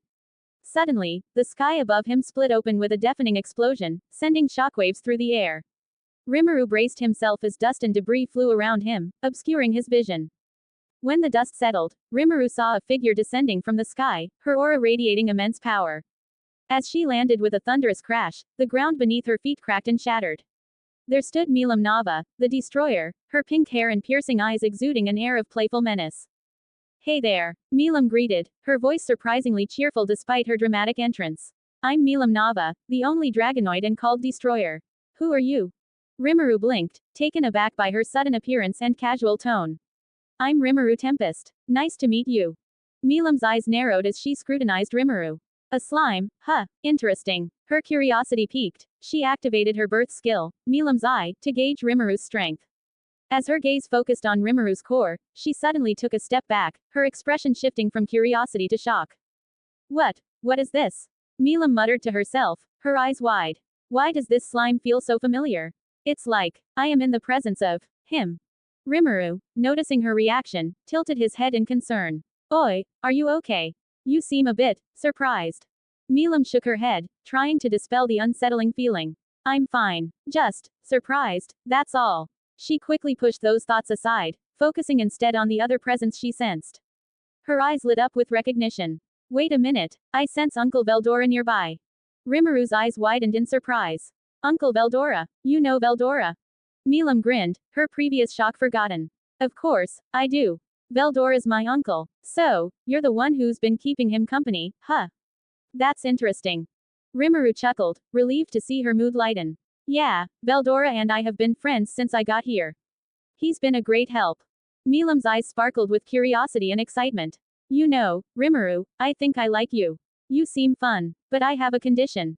Rimuru tensed slightly, ready for anything. What's that? Milam's playful grin turned slightly mischievous. You have to guide me around your town. Show me everything, or else I might get bored and, destroy it. Rimuru swallowed hard, knowing she wasn't entirely joking. Sure, Milam, I'd be happy to show you around. No need for any destruction. Milam clapped her hands together, her smile widening. Great, let's get going then. As they started down the hill, Rimuru couldn't shake the feeling that this encounter was the beginning of something significant. Milam's reaction to him had been unexpected, and her connection to Veldora added another layer of complexity. He glanced at Milam, who was already looking around with eager interest. So, Milam, Rimuru began, trying to make conversation as they walked, what brings you here in the first place?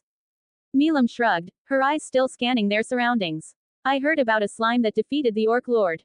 Thought it sounded fun, so I decided to come and see for myself.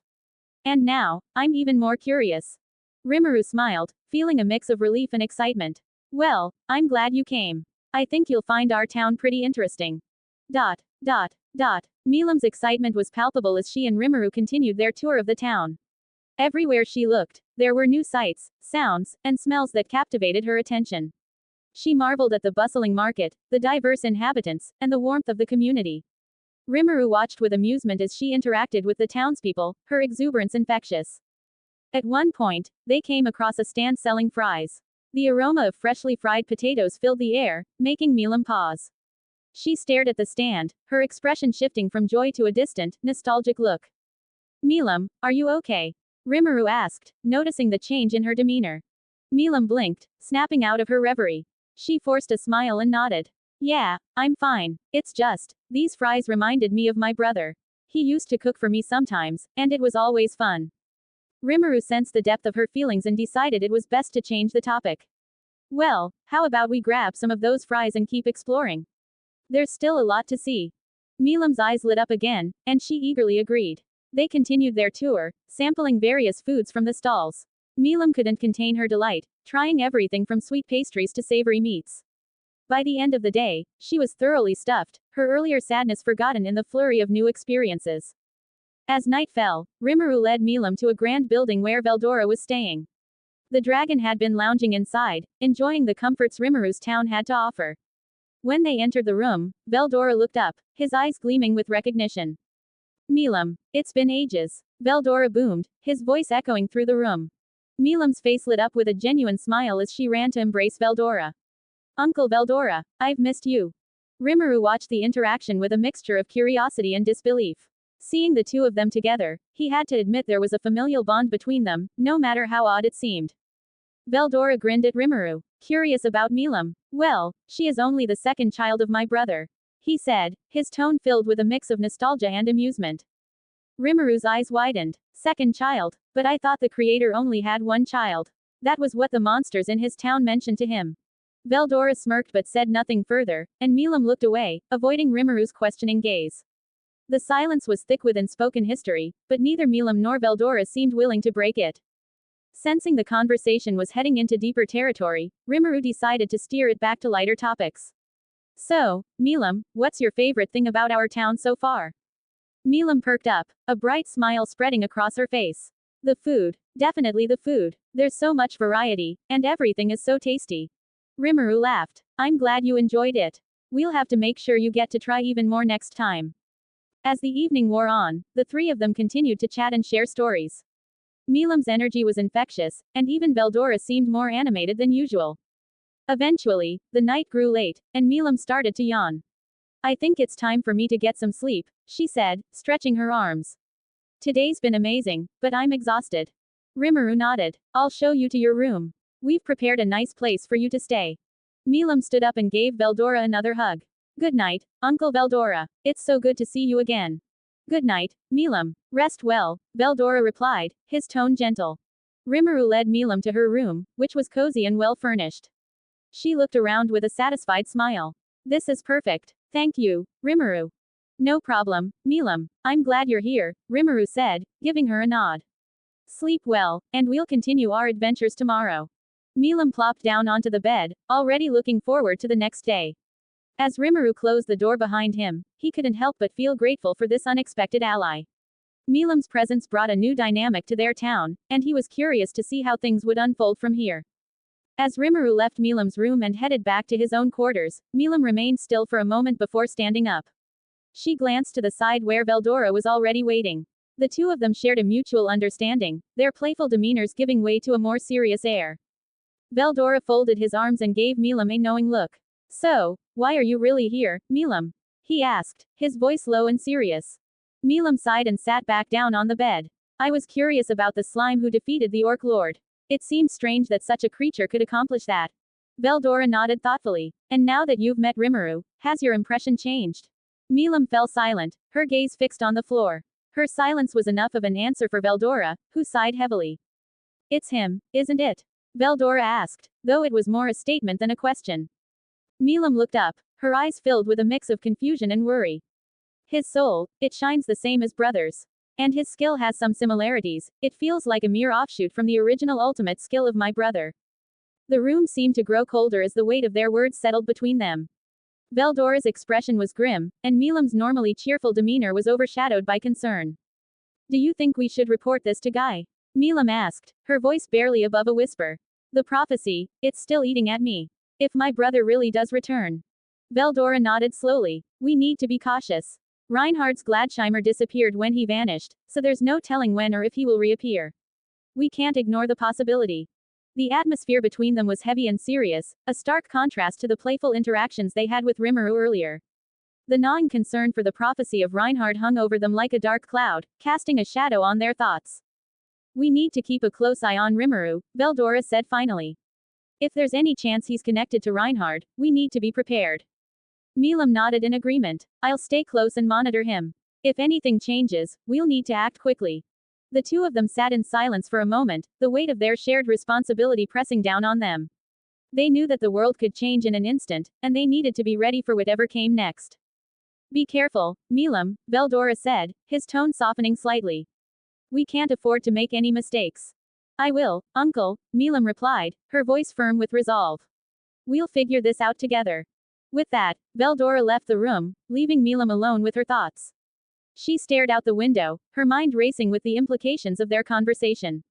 The gnawing concern for Reinhardt's prophecy continued to eat at her, but she knew she couldn't let it cloud her judgment.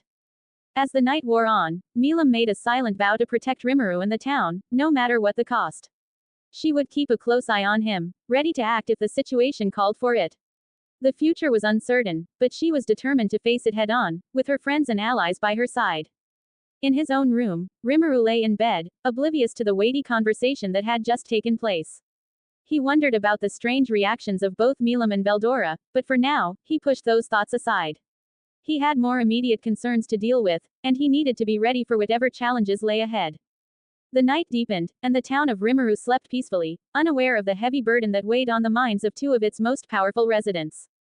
The future was uncertain, but one thing was clear: they would face it together, no matter what came their way. In the grand halls of the Eastern Empire's palace, the atmosphere was tense. The opulent chamber, adorned with banners and symbols of power, was filled with a heavy silence. The number one among the ranks, Tatsuya Kondo, stood at attention, his demeanor cold and calculating. Before him sat Emperor Rudra, a figure of immense authority, and Marshal Velgrund, whose presence was known to only a select few within the ranks. Tatsuya bowed deeply, his eyes unwavering as he began his report. Your Majesty, Marshal, there have been no major occurrences in the West. The most notable event is the recent defeat of an Orc Lord, but it holds no significant importance for us. Velgrund's eyes narrowed, a flicker of annoyance crossing her face. Why do you waste our time with such trivial matters, Tatsuya? She snapped, her tone sharp. Tatsuya remained composed, his expression unchanged. I apologize, Marshal. I included the information for completeness, but I understand it is of little consequence. His loyalty to the Emperor was absolute, and this unwavering dedication was reflected in his every action and word. He was a man of few emotions, his calculated nature ensuring that he always served the best interests of the Empire. Emperor Rudra observed the exchange with a thoughtful expression. Continue, Tatsuya. Is there anything else of note?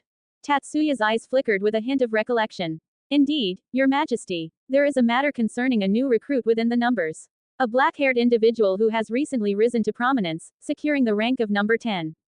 This piqued the interest of both Rudra and Velgrund. The Emperor leaned forward slightly, his gaze intent.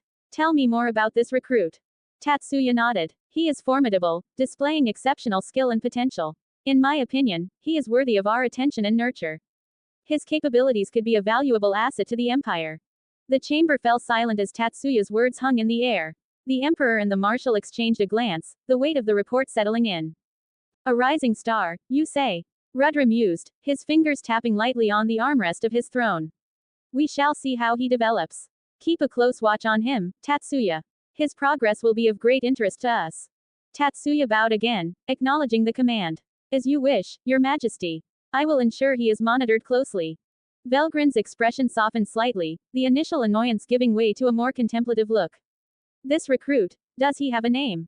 Tatsuya's eyes met hers briefly before returning to the Emperor. He goes by the name of Yuki Kagarazaka, Marshal. His potential is undeniable. With the report concluded, Tatsuya stood silently, awaiting further instructions. The Emperor and the Marshal exchanged a stunned glance at each other before dismissing him. As Tatsuya turned to leave, his mind was already calculating the next steps. The Empire's strength lay in its ability to adapt and evolve, and nurturing promising talents like Yuki was a crucial part of that strategy. The cold, calculating look in his eyes never wavered, his loyalty to the Emperor driving his every action. Outside the chamber, the vast expanse of the Eastern Empire stretched out before him. The future was uncertain, but Tatsuya was unwavering in his resolve. The Empire's dominance must be maintained at all costs, and he would ensure that every move he made would contribute to that goal.